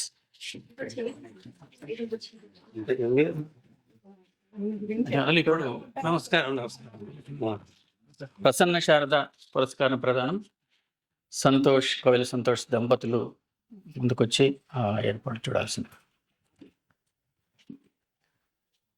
Prasanna Sharada పురస్కారం ఇది మొదటిసారిగా ఆచార్య ఏల్చూరి మురళీధరరావు గారికి ఇవ్వబడుతుంది. ఇది ముందు కాలంలో కూడా కొనసాగించాలనేటువంటి చక్కటి ఉద్దేశం కుటుంబ సభ్యులకు ఉంది. అది నిరంతరం కొనసాగాలి అని ఆశిస్తున్నాము అందరం, అభిమానులం కూడా. ఒక బహుశా 2-3 సంవత్సరాలు అనుకుంటా, ఇందాక సార్ చెప్పినట్టుగా వరంగల్లో, ఎందుకంటే వారి వరంగల్తో ఓరగల్లు కీర్తి పతాక అని ఒక టైటిల్తో 4 పెద్దలకి వారున్నారు. వారి శిష్యులు ఉన్నారు. దాంట్లో మా గిరిజా మనోహర్ బాబు గారికి, డాక్టర్ జీవి రత్నం గారికి, డాక్టర్ ఎల్ఎస్ఆర్ ప్రసాద్ గారికి, రామచంద్రమౌళి గారికి అక్కడ పురస్కారాలు ఇవ్వడం జరిగింది.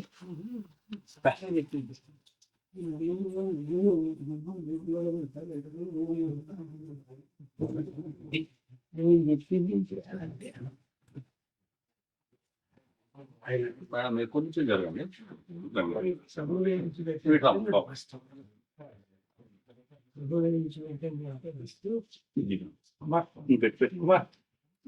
మేడం అటు వెళ్ళన్నా కొంచెం సంతోషం.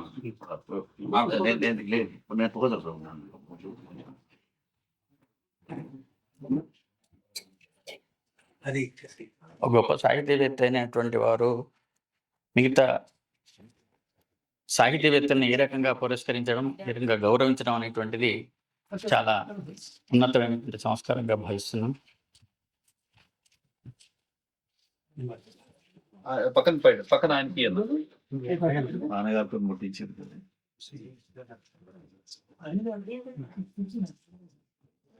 సరే, ఇప్పుడు మీరు అన్నట్టుగా మేము 26వ తారీఖు నాడు వరంగల్లో సార్ ఇది నవతి పూర్తి కార్యక్రమం చేస్తున్నాం. ఆ కార్యక్రమానికి మీరు రావాల్సిందిగా. ఆ రోజు ఆచార్య నిత్యానందరావు గారు, ఏల్చూరి మురళీధరరావు గారు వాళ్ళు అతిథులుగా వస్తున్నారు. ప్రతిభా సుప్రసన్నం అనే పేరిట ఒక సంచిక కూడా విడుదల చేస్తున్నాం. అది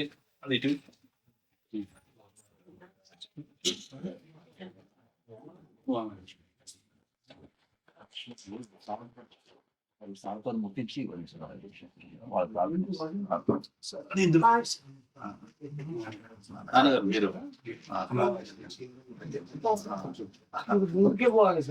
మీరు ప్రసన్న శారద ఇది పురస్కారం యొక్క ప్రసన్నలో సుప్రసన్నలో ప్రసన్నం ఉన్నారు. శారద అంటే అమ్మగారు, అమ్మా నాన్నల పేరుతోనే ఇస్తున్నారంటే. సుప్రసన్న గారి షష్టిపూర్తి సంచిక కూడా ప్రసన్న శారద అనే ఉంటుంది. ప్రసన్న శారద ఇది ప్రతిభా ప్రసన్నం చేసేది. ఓకేనా? ఒక ప్రసన్న శారద ఇంకో ప్రసన్న శారదకి పురస్కారం ఇస్తున్నారు.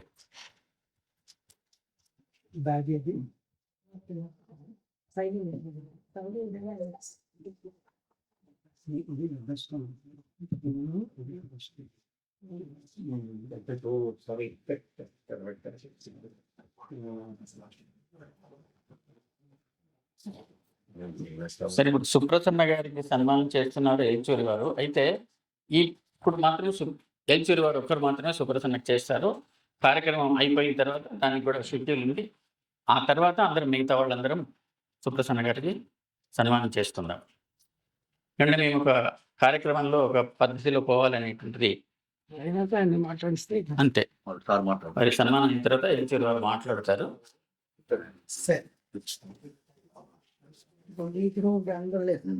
అదే ఎక్కువ. అది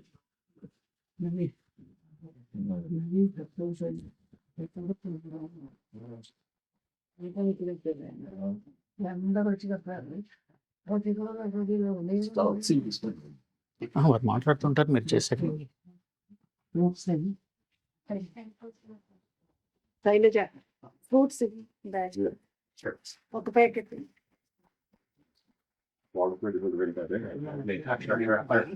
సార్ మాట్లాడారు. అంటే అది అతిథి కూడా, అతిథి సత్కారం కదా, ఒక్కరికే కదా, మరి ఒక్కరికే కదా.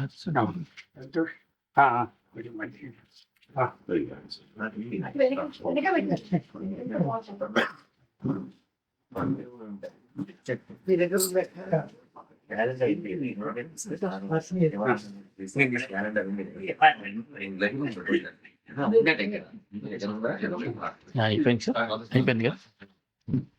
ఇప్పుడు సభను ఉద్దేశించి పురస్కార గ్రహీత ఆచార్య ఏల్చూరి మల్లికార్జునరావు గారు మాట్లాడతారు.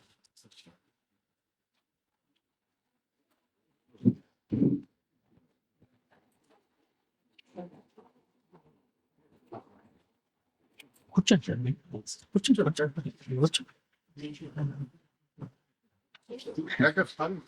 మీరే సరే, మనకు సార్ లైసెన్స్ వస్తుంది.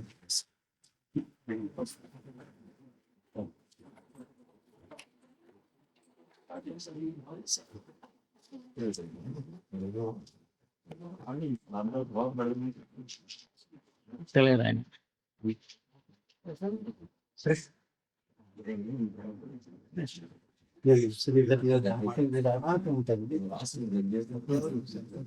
సార్ మీరు మాట్లాడండి.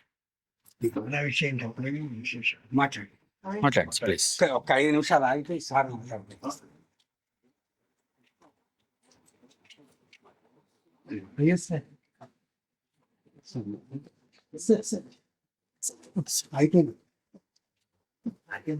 డిస్టర్బెన్స్ అవుతుంది అందుకోసం, మరి అందరు వస్తారు దానికోసం. సార్ మాట్లాడండి, సార్ మాట్లాడండి.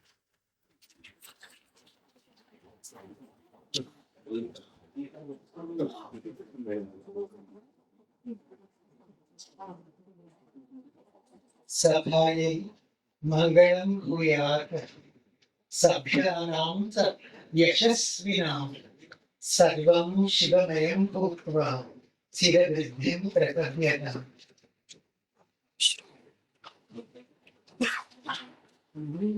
వాగ్విరాంబరులు, సాహితీ తపస్వాధ్యాయ నిరతులు అయిన పూజ్యులు ఆచార్య కోవెల శ్రీచంద్రాచార్యులు గారు, ఆచార్య శలాక రఘునాథ శర్మ గురుదేవులు, ఈ ఇద్దరు గురుదేవుల సాక్షాత్కారంతో నాథం సోమనాథ్ అన్నట్టు రజత గిరి మీద హరిహర ఆరాధనంబు అన్నాడు.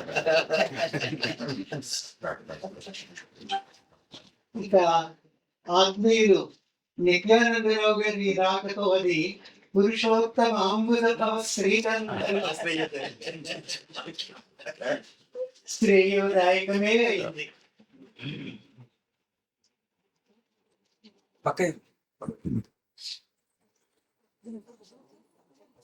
నామైక దేశే నామగ్రహణం అని సూత్రం.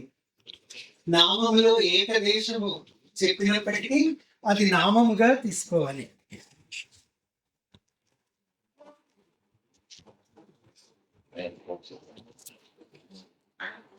మాఘే మేఘే గతం వయః అన్నట్ట మలినాథ సూరి. మాఘే అంటే మాఘ మహాకవి రచించిన శిశుపాల వధ కావ్యము అని ఇంత పెద్ద మాట అనకుండా మాఘే అన్నాడు. మేఘే అన్నాడు. కాళిదాస మహాకవి రచించిన మేఘదూత కావ్యము అని అనకుండా మేఘే అన్నాడు. అట్లాగా శారదా నామము చేత గురు పత్ని నామధేయము మిళితమై ఉన్నది. ప్రసన్న నామధేయము చేత శ్రీ గురువుల వారి నామము మిళితమై ఉన్నది. మనకు ఈ పేర్లు చెప్పేటప్పుడు లక్ష్మీనారాయణులు, పార్వతీ పరమేశ్వరులు అంటాం. ఇక్కడ ఎందుచేత ప్రసన్న శారదము అయింది అంటే అభ్యర్హితం పూర్వం అని సూత్రం. అభ్యర్హితులైన వారు పేరును ముందు చెప్పాలి. ఉదాహరణకి హరిశ్చంద్ర నళోపాఖ్యానము అన్నాడు. నళ హరిశ్చంద్రోపాఖ్యానము అనలేదు. అందుకు కారణము హరిశ్చంద్రుడు అభ్యర్హితుడై ఉండటము, నలుడు ఆ తర్వాతి వాడు కావటము అన్న కారణముల చేత ఆ విధంగా నామధేయాన్ని పెట్టుకున్నాడు. పిండిప్రోలు లక్ష్మణ కవి ఒక ద్వ్యర్థి కావ్యాన్ని రచిస్తూ దానికి నిజానికి రావణ దమ్మీయము అని పేరు పెట్టాలని అనుకున్నట్ట, కానీ దమ్మ రావణీయము అని మార్చుకున్నట్ట. ఎందుకంటే అల్పాస్తరం పూర్వం అని కూడా సూత్రం ఉన్నది. అల్ప అచ్చులు కలిగిన పదము ముందు ఉండాలి, ఆ తర్వాత అధిక అచ్చులు కలిగిన పదం ఉండాలి. అల్పాస్తరం పూర్వం అన్న చేత. కానీ ఈ రెండూ వద్దనుకుని చివరికి ఆయన లంకా విజయము అని కావ్యానికి పేరు రూఢి చేసుకున్నాడు, ద్వ్యర్థి కావ్యం. ఇలాగా ప్రసన్న శారద నామధేయము చేత గురుపత్ని గురుదేవుల యొక్క సమావేశము సమకూడి ఉండటము నాకు మరీ చాలా ఎంతో ప్రాణప్రదమై భాషించిందన్నమాట. ఇక పతంజలి పాణినీయంలో అధికృత్య కృతే గ్రంథే అని సూత్రం ఒకటి ఉన్నది. దాన్ని పతంజలి మహాకవి వివరించేటప్పుడు ఏం చెప్పాడంటే, సుమనోత్తర అని ఆ రోజుల్లో కావ్యం ఉండేది. సుమనోత్తర కావ్యాన్ని చదివిన వాళ్ళు సౌమనోత్తరికులట. ఆ రోజుల్లో భీమరథి అని ఒక కావ్యం ఉండేది. భీమరథి కావ్యాన్ని చదివిన వాళ్ళు భైమరథికులట. అలాగే వాసవదత్త అని కావ్యం ఉండేది ఆ రోజుల్లో. అంటే సుబంధుడి వాసవదత్తకు పూర్వమే ఒక వాసవదత్త కావ్యము ఉండినదట. వాసవదత్త కావ్యమును చదివిన వాళ్ళు వాసవదత్తికులట అని పతంజలి మహాభాష్యంలో చెప్పాడు. ఇకపై ప్రసన్న శారదానుగ్రహమును పొందిన వారు ప్రసన్న శారదికులు అవుతారు. అనంతరీయ కాలంలో కూడాను వ్యాకరణబద్ధం పూజ్యులు ఆచార్య కోవెల సుప్రసన్నాచార్యుల వారి పరోక్ష పరిచయం నాకు వారి గ్రంథముల ద్వారా, ఆ తర్వాత మా సంతోష్ కుమార్ ఢిల్లీకి ఉద్యోగరీత్యా వచ్చినప్పుడు వారి సంపూర్ణ రచనల సంపుటాలను నాకు అందజేసినప్పుడు ఒక్కొక్కటి చదువుకునే సదవకాశం ఆ రోజు నుంచి కలిగింది. ఆ తర్వాత హనుమాండ్ల భూమయ్య గారు ఒక సెమినార్ నిర్వహిస్తున్నప్పుడు, వరంగల్లో ఒక సంగోష్ఠిని నిర్వహించినప్పుడు ఆ సందర్భంలో నిజానికి కోవెల సుప్రసన్నాచార్యుల వారే నా పేరు సూచించి అక్కడికి పిలిచారని, గరుడ పురాణం గురించి నేను మాట్లాడటం జరిగింది. ఆ వేళ ఆచార్య యాదగిరి గారు కురిపించిన ఆత్మీయతను నేను ఏనాటికి మర్చిపోలేను. భూమయ్య గారు, యాదగిరి గారు, వారి సహవ్రతులైన కాత్యాయని గారు, రుక్మిణి గారు, వీరందరి యొక్క ఆప్యాయనాన్ని నేను ఏనాటికి మర్చిపోలేను. ఇక శలాక రఘునాథ్ శర్మ గురుదేవులు నాకు పిహెచ్డి సమయంలో అడ్జుడికేటర్గా కూడా ఉండినవారు. వీరు, దేవళ్ళ చిన్ని కృష్ణయ్య గారు, కొర్లపాటి శ్రీరామమూర్తి గారు, ఈ ముగ్గురు మహాపండితుల ఒరపిడికి మొత్తానికి రాటుదేలి నిలిచిన పుస్తకము పిహెచ్డి రచన. ఇది ఈరోజు సుప్రసన్నాచార్యుల వారు తమ 90వ ఏట ఈ పురస్కారము అందాము. మొత్తం మీద హైదరాబాద్ వచ్చాక ఈ పురస్కార రంగంలోకి అడుగు అడుగు పెట్టడం జరిగింది, భూమయ్య గారి ద్వారా జరిగింది. మొత్తం మీద ఇలాగా ఈ కోవెల సుప్రసన్నాచార్యుల వారి అనుగ్రహానికి నోచుకోవటం అన్నది అన్నింటికంటే ముఖ్యాతి ముఖ్యమైన విశేషము.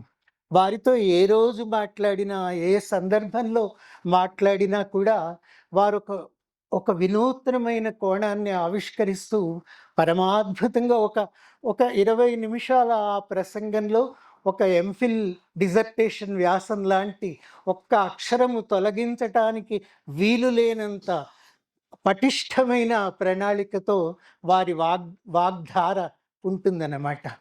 మనోహరమైన రీతిని ఒక్కొక్క వాక్యమును వారు వివరిస్తున్నప్పుడు, ఆ కావ్యములోని పరమార్థమును వారు వివరిస్తున్నప్పుడు ఒక తాత్విక, ఒక మహావేత్త అయిన తాత్వికులు జిడ్డు కృష్ణమూర్తి గారిని నేను చాలా పర్యాయములు ప్రత్యక్షంగా చూశాను. ఒకే ఒక్కసారి వారితో సంభాషించే అదృష్టానికి నోచుకున్నాను. యావజ్జీవితము వారి చిట్ట చివరి ఉపన్యాసము దాకా సుమారు 22 సంవత్సరాల పాటు ప్రతి ఏడాది వారి ఉపన్యాసాలకి హాజరయ్యేవాడిని.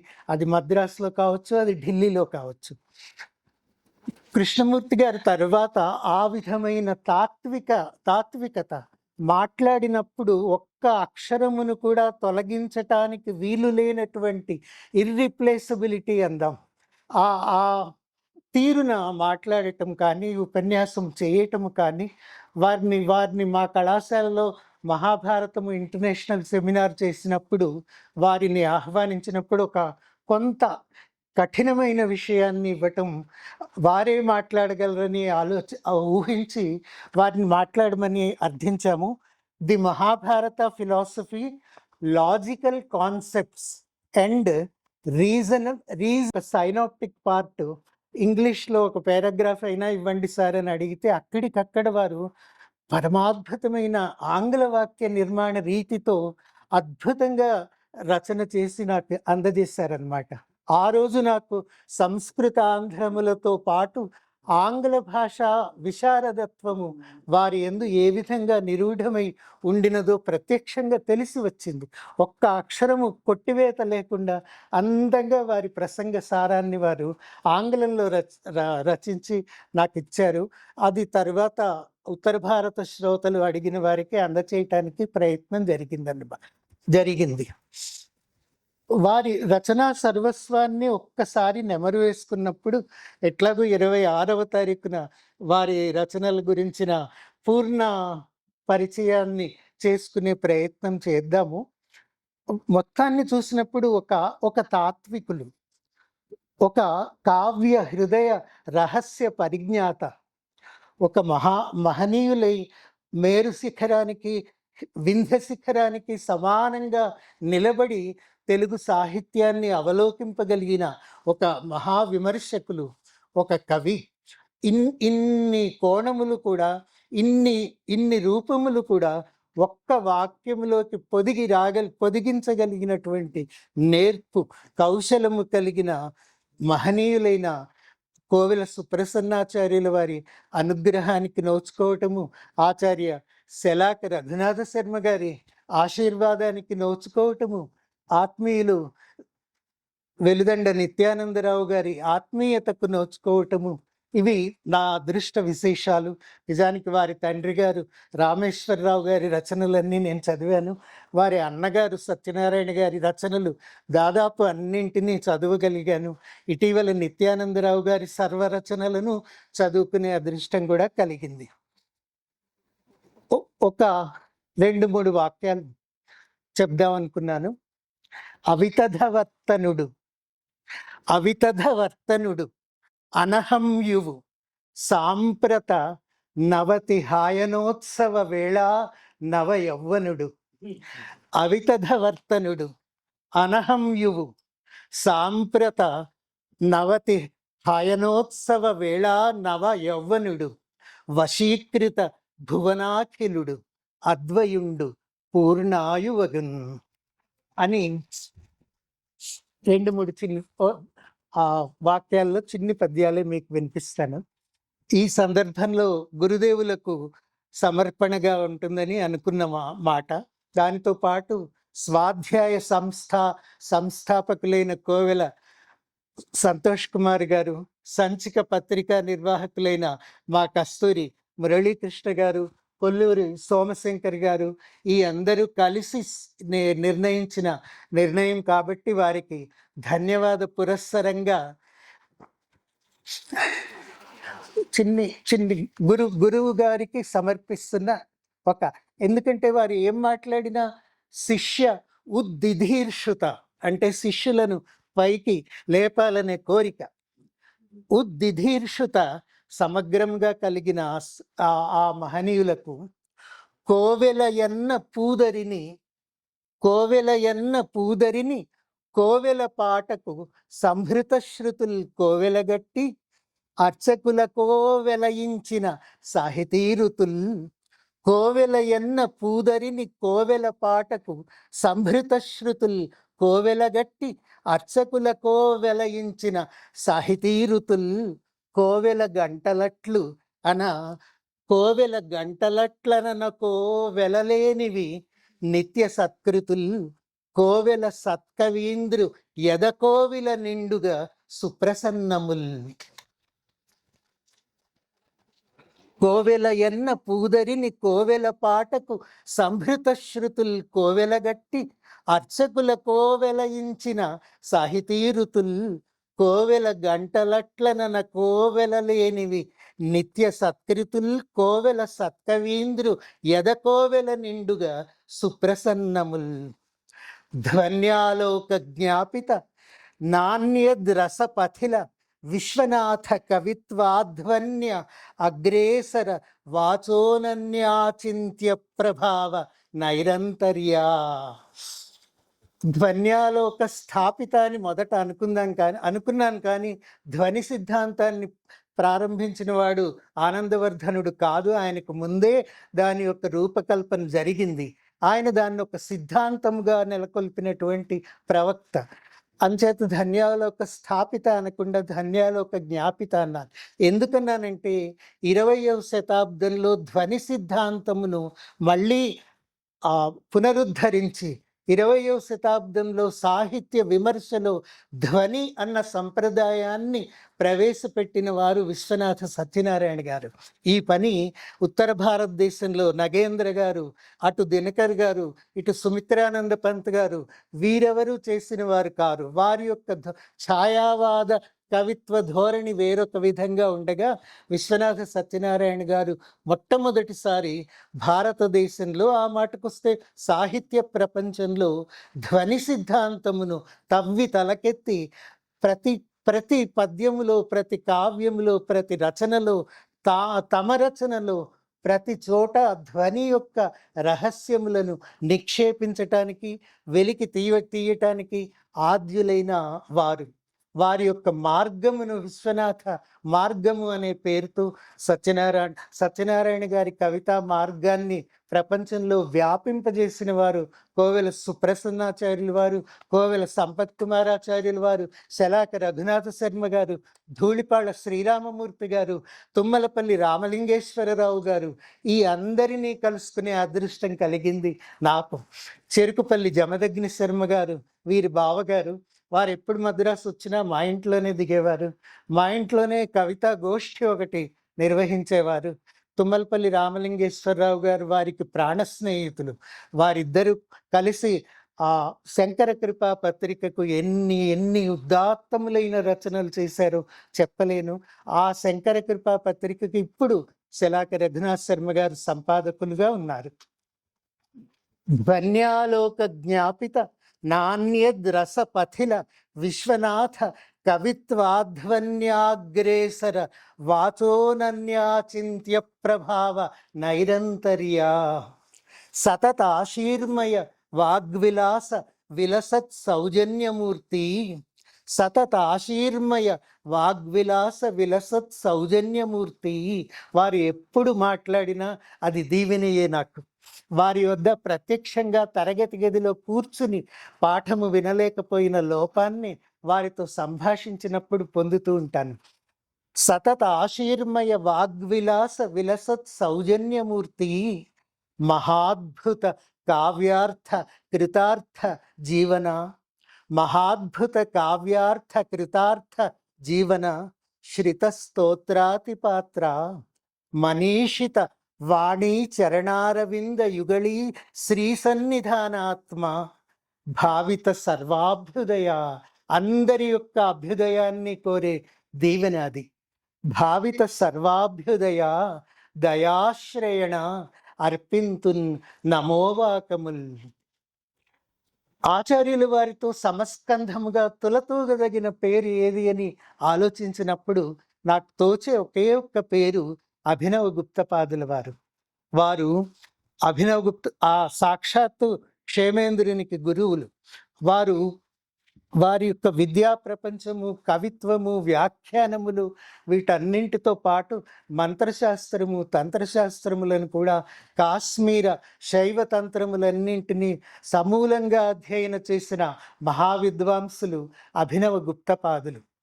అభినవ గుప్తపాదులకు ఆంధ్ర వచ ప్రతిరూపులై, అభినవ గుప్తపాదులకు ఆంధ్ర వచ ప్రతిరూపులై, యశో విభవము కన్నా శాస్త్ర కృత విద్యులకున్ గురుపాదులై, కవిత్వ భణితి మార్గదీపనకు అభంగుర కావ్యకృదర్హణీయ వాక్ ప్రభుత రహిల్లు పూజ్య కవిరాణ్ మిహికాఘృణి అంకమాలికల్.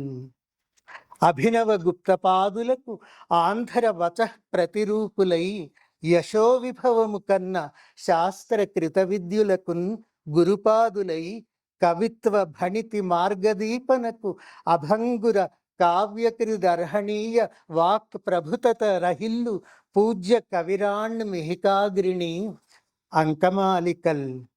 శ్రీ కళ్యాణ పరంపరల్ కురిసి వాసింగాంచి వర్ధిల్లి నాకౌక స్వస్తివచ సుధాకలితమై, శ్రీ కళ్యాణ పరంపరల్ కురిసి వాసింగాంచి వర్ధిల్లి నాకౌక స్వస్తివచ సుధాకలితమై, కాంతుల్ వెలింగ్రక్కు ఆంధ్రీ కైవల్య నిధానమై, నిరత సధ్రీచీన మార్గంబు లోకైక ఆదర్శముగా వెలింగడిని మీ కైకోలునన్. వారి యొక్క శిష్యత్వమును భజించిన కారణముగా ఆంధ్రీ కైవల్య నిధానమై, నిరత సధ్రీచీన మార్గంబు లోకైక ఆదర్శముగా వెలింగడిని మీ కైకోలునన్ భవ్యమై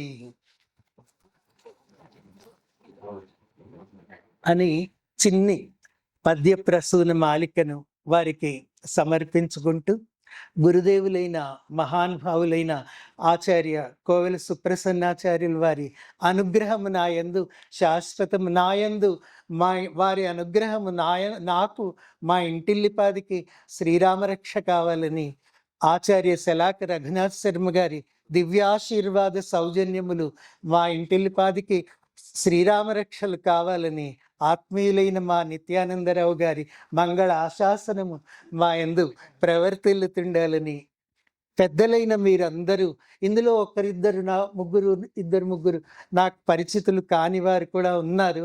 దాన్ని బట్టి ఒకే ఒక్క మాట తోచింది ఆంగ్లంలో, దానికి తెలుగు సరైన పదము నాకు స్ఫురింపలేదు. లెండింగ్ క్రెడిబిలిటీ అంటారు. అంటే ఈ ఈ ఈ శారదానుగ్రహమును నా యందు ప్రసరింపజేస్తూ ఆచార్య కోవెల సుప్రసన్నాచార్యుల వారు, he was lending his credibility, he was according me a status of spiritual ప్రాజెనీ.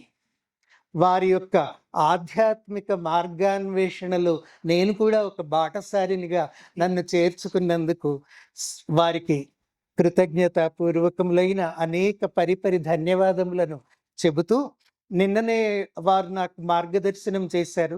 నేను ఇటీవలే కళాపూర్ణోదయానికి వ్యాఖ్య రాయాలని ఒక పద్ధతిలో మొదలుపెట్టాను. కానీ కాదు, వారు చేసిన మార్గదీపనముతో నాకు సరికొత్త మార్గం ఒకటి స్ఫురించింది. దానిని అనువర్తించే ప్రయత్నం చేస్తానని, అలాగే వారు భాగవత పరిష్కరణ విషయమైన కృషిని గురించి దానిని కొనసాగించమని ఆశీర్వదించారు. భాగవతానికి సంబంధించిన పూర్వులు చేస్తూ వచ్చిన కృషిని కొంత నేను సేకరించే ప్రయత్నం చేస్తూ వచ్చినప్పుడు నా దగ్గర ఇప్పుడు సుమారు 85 మంది పరిష్కర్తలు రూపొందించిన భాగవతం యొక్క ప్రతులు నా దగ్గర ఉన్నాయన్నమాట. అంటే 1820 నుంచి 1815 నుంచి భాగవతాన్ని దేశ విదేశాల్లో, ఆ మాటకొస్తే ఇప్పుడు బ్రిటిష్ లైబ్రరీలో, లండన్లో ఉన్న బ్రిటిష్ లైబ్రరీలో ఇప్పుడు సుమారు అంటే మనకి ఏమాత్రము అందుబాటులో లేని సుమారు 20-22 ప్రతులు అక్కడ ఉన్నాయి. అక్కడ మిత్రులు నాకు వాటన్నింటినీ ఫోటో కాపీ చేయించి, నాకు స్కాన్ చేయించి నాకు అనుగ్రహించారు. ఆ రకంగా దేశ విదేశాలలో అచ్చైన భాగవతం ప్రతులన్నింటినీ చూస్తున్నప్పుడు దానిని పునఃపరిష్కరింపవలసిన ఆవశ్యకత గోచరించి నేను ఆ గురుదేవులను సంప్రదించినప్పుడు వారు నాకు మార్గదర్శనం చేశారు. అట్లాగే కోవెల సంపత్ కుమారాచార్యుల వారు కూడా నాకు మార్గదర్శనం చేశారు. మరీ ప్రత్యేకించి షష్ఠ స్కంధాన్ని పరిష్కరించాల్సిన అవసరం ఏర్పడినప్పుడు సంపత్ కుమార్ గారు, బిరుదురాజు రామరాజు గారు వీరిద్దరు నాకు ఏమన్నారంటే, రాత్రి 2 అయినా సరే నువ్వు ఫోన్ చేసి అడగవచ్చు అన్నారు. అంతటి అనుగ్రహాన్ని నా యందు ప్రసరించారు వారు. ఈ అన్నింటికీ మూలకందమైన సుప్రసన్నాచార్యుల వారి అనుగ్రహ విశేషాన్ని పరిపరి విధాల మనస్సులో నెలకొల్పుకుంటూ వారికి ధన్యవాదములతో, ఆచార్య శలాక రఘునాథ్ శర్మ గారికి ధన్యవాదములతో, ఆచార్య నిత్యానందరావు గారికి ధన్యవాదములతో, ఇక్కడ సభలో ఒక్కొక్క సాహితీమూర్తి, ఒక్కొక్క పుంభావ సరస్వతి ఇక్కడ ఉన్నారు. ఇంతమంది ముఖే సరస్వతి అన్నారు. ఇన్ని సరస్వతి ముఖములను ఏకకాలంలో దర్శించే అదృష్టాన్ని నాకు ప్రసాదించిన మీ అందరికీ నమస్సులతో స్వస్తి.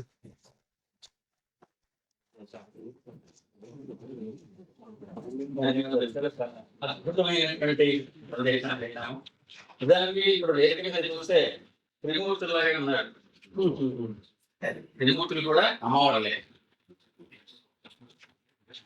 అందుకే సరస్వతి ప్రార్థన నాకు ఏమనిపిస్తుందంటే, పసపుందిద్దిన ముద్దుమో నగజా వైభోగముందెల్ప వెక్కెసపున్ కాంతుల మోవి ముక్కెరలు సాక్షాత్ శ్రీకలన్ నిల్ప పెంపెసలారంగను శ్వేత వస్త్ర విభవంబు ఏకత్ర శక్తి త్రయీ వసతన్ గూర్చెడు బాసరోజ్వల మహావాగ్దేవికి నృక్యదన్.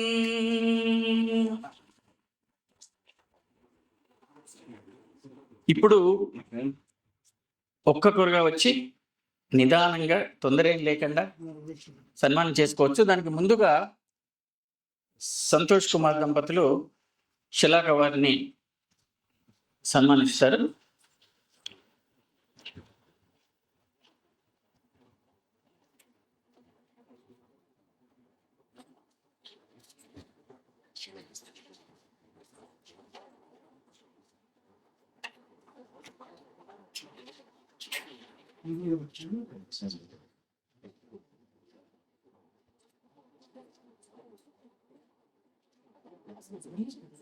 ఇప్పుడు ఒక్కొక్కరుగా వచ్చి మీరు సన్మాన కార్యక్రమం వరకు ఒక్కొక్కరుగా రండి సార్, నిదానంగా, తొందర ఏం లేదు. ఇది అయిన తర్వాత ఇప్పుడే కార్యక్రమం ముగిసిపోదు.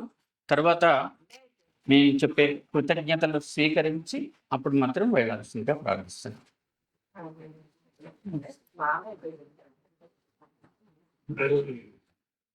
వస్తుంది.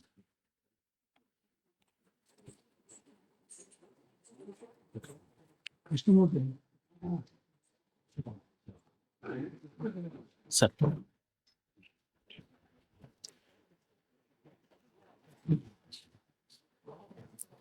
సార్ సహృదయ వరంగల్ సహృదయ వరంగల్ అయ్యా అక్కడికి వస్తాం కదా.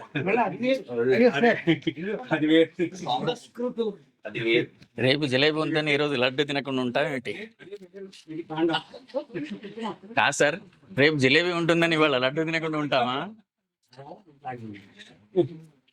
ఆ, 26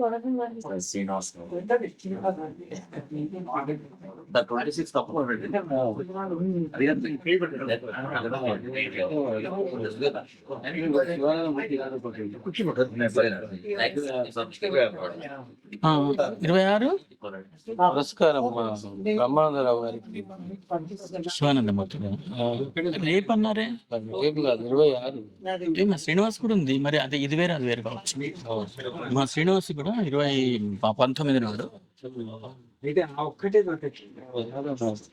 మదిరాజు బ్రహ్మానందం. మదిరాజు. సార్ గోకూరి కాశీపతి గారి వీరాభిమాన్ సార్ వారు చరిత్ర రాశారు సార్. నా పేరు గురు బ్రహ్మచారి సార్. చూద్దాం తప్పకుండా. మీరే ఉంటలేరు, వారి వీరాభిమాన్ సార్. మీరు ఫోటోలో లేరు. మురళీధరరావు గారు చాలా అభిమానించే వారు.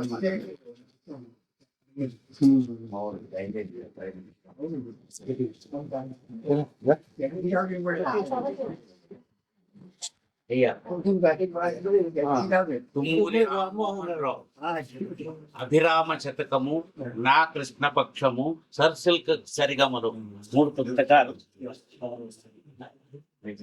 పాట విన్నాను.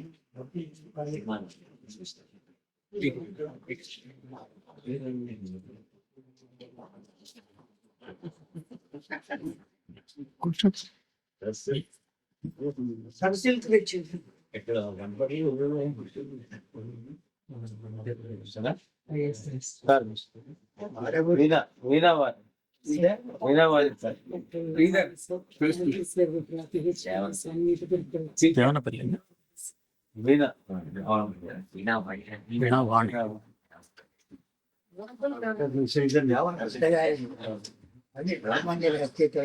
నడుస్తున్నా సార్, స్ప్రింట్ చేస్తున్నా. చాలా త్వరగా వస్తుంది. ఆమె వేరు కావచ్చు మరి. ఫారెస్ట్ ఆఫీసర్ ఆవిడ. 2 వస్తుంది. ఆయన నిపన్న జనజీవాతని ఇది రెండు వస్తుంది. ఆమె forest officer. Forest officer. Forest officer ఆవిడ. మా దగ్గర ఉన్నాయండి. తింటాను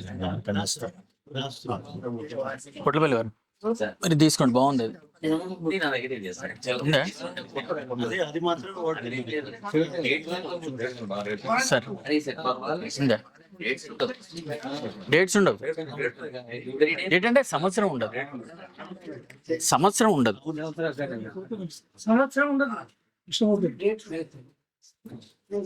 అదే ఎవరు వెళ్ళిపోవద్దండి ఇప్పుడే.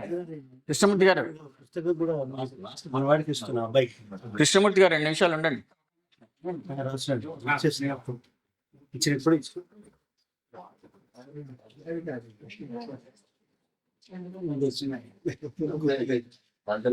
ఇది అయిపోయిందా? ఇది అయిపోయిందా? సంతోష్.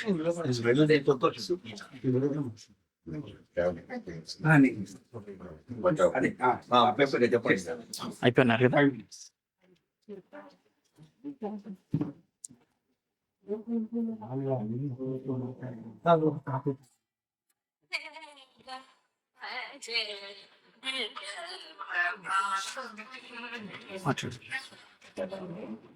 ఈరోజు సుప్రసన్న గారు వారి 90వ పుట్టినరోజు వేడుకలు.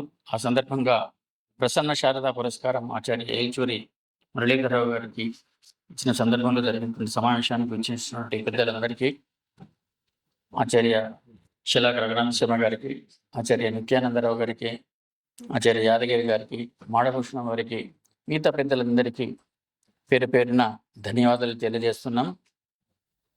సుప్రసన్న కుటుంబ సభ్యుల పక్షాన, స్వాధ్యాయ పక్షాన కూడా, సంచిక పక్షాన కృతజ్ఞత తెలియజేస్తున్నాము. కార్యక్రమం చాలా చక్కగా జరిగింది. ప్రతి కార్యక్రమాన్ని మనం శ్రీకృష్ణ స్తుతితో ముగించుకుంటాం కాబట్టి కృష్ణ స్తుతితో ఈ కార్యక్రమాన్ని ముగించుకుందాం. సర్వం శ్రీకృష్ణార్పణమస్తు. పతితోద్ధారణ బద్ధ కంకణ హరి పల్లాండు, పతితోద్ధారణ బద్ధ కంకణ హరి పల్లాండు, నందంగనా వ్రత దీక్షా ఫల సంతతి యదుపతి పల్లాండు, గోపాలికా వ్రతతి వేల్లిత సుందరార్జునవని పల్లాండు పల్లాండు నీకితరా సాధ్య కృతి ప్రమోదికి యది శ్రీ గోపికా వల్లభ. నమస్కారం. లక్ష్మణ్ యతీంద్రులు అవును, లక్ష్మణ్ దీంట్లో ప్రొఫెసర్ లెక్క ప్రొఫెసర్ శ్రీలక్ష్మణ్. తర్వాత ఒక ముఖ్యమైన విషయం అండి, ఇదే కార్యక్రమాన్ని మేము వరంగల్లో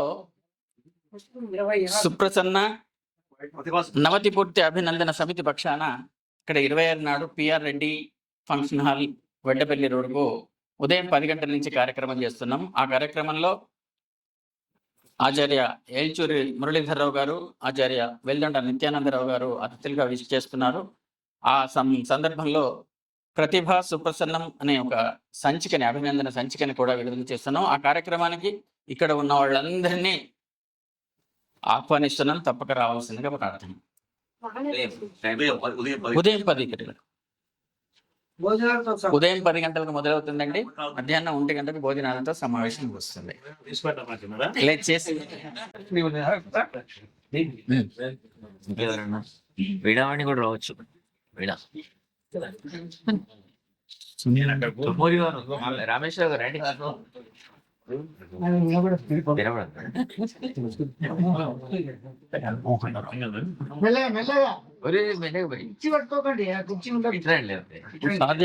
స్వాధ్యాయ రాలేదు, చివరికి ఉంది కొంచెం వస్తుందా ఇప్పుడు? అక్కడ తీస్తున్నారు, ప్రొఫెషనల్ తీస్తున్నారు. పర్వాలేదు, నేను పొడిగే ఉంటాను. రండి సార్, ఇటు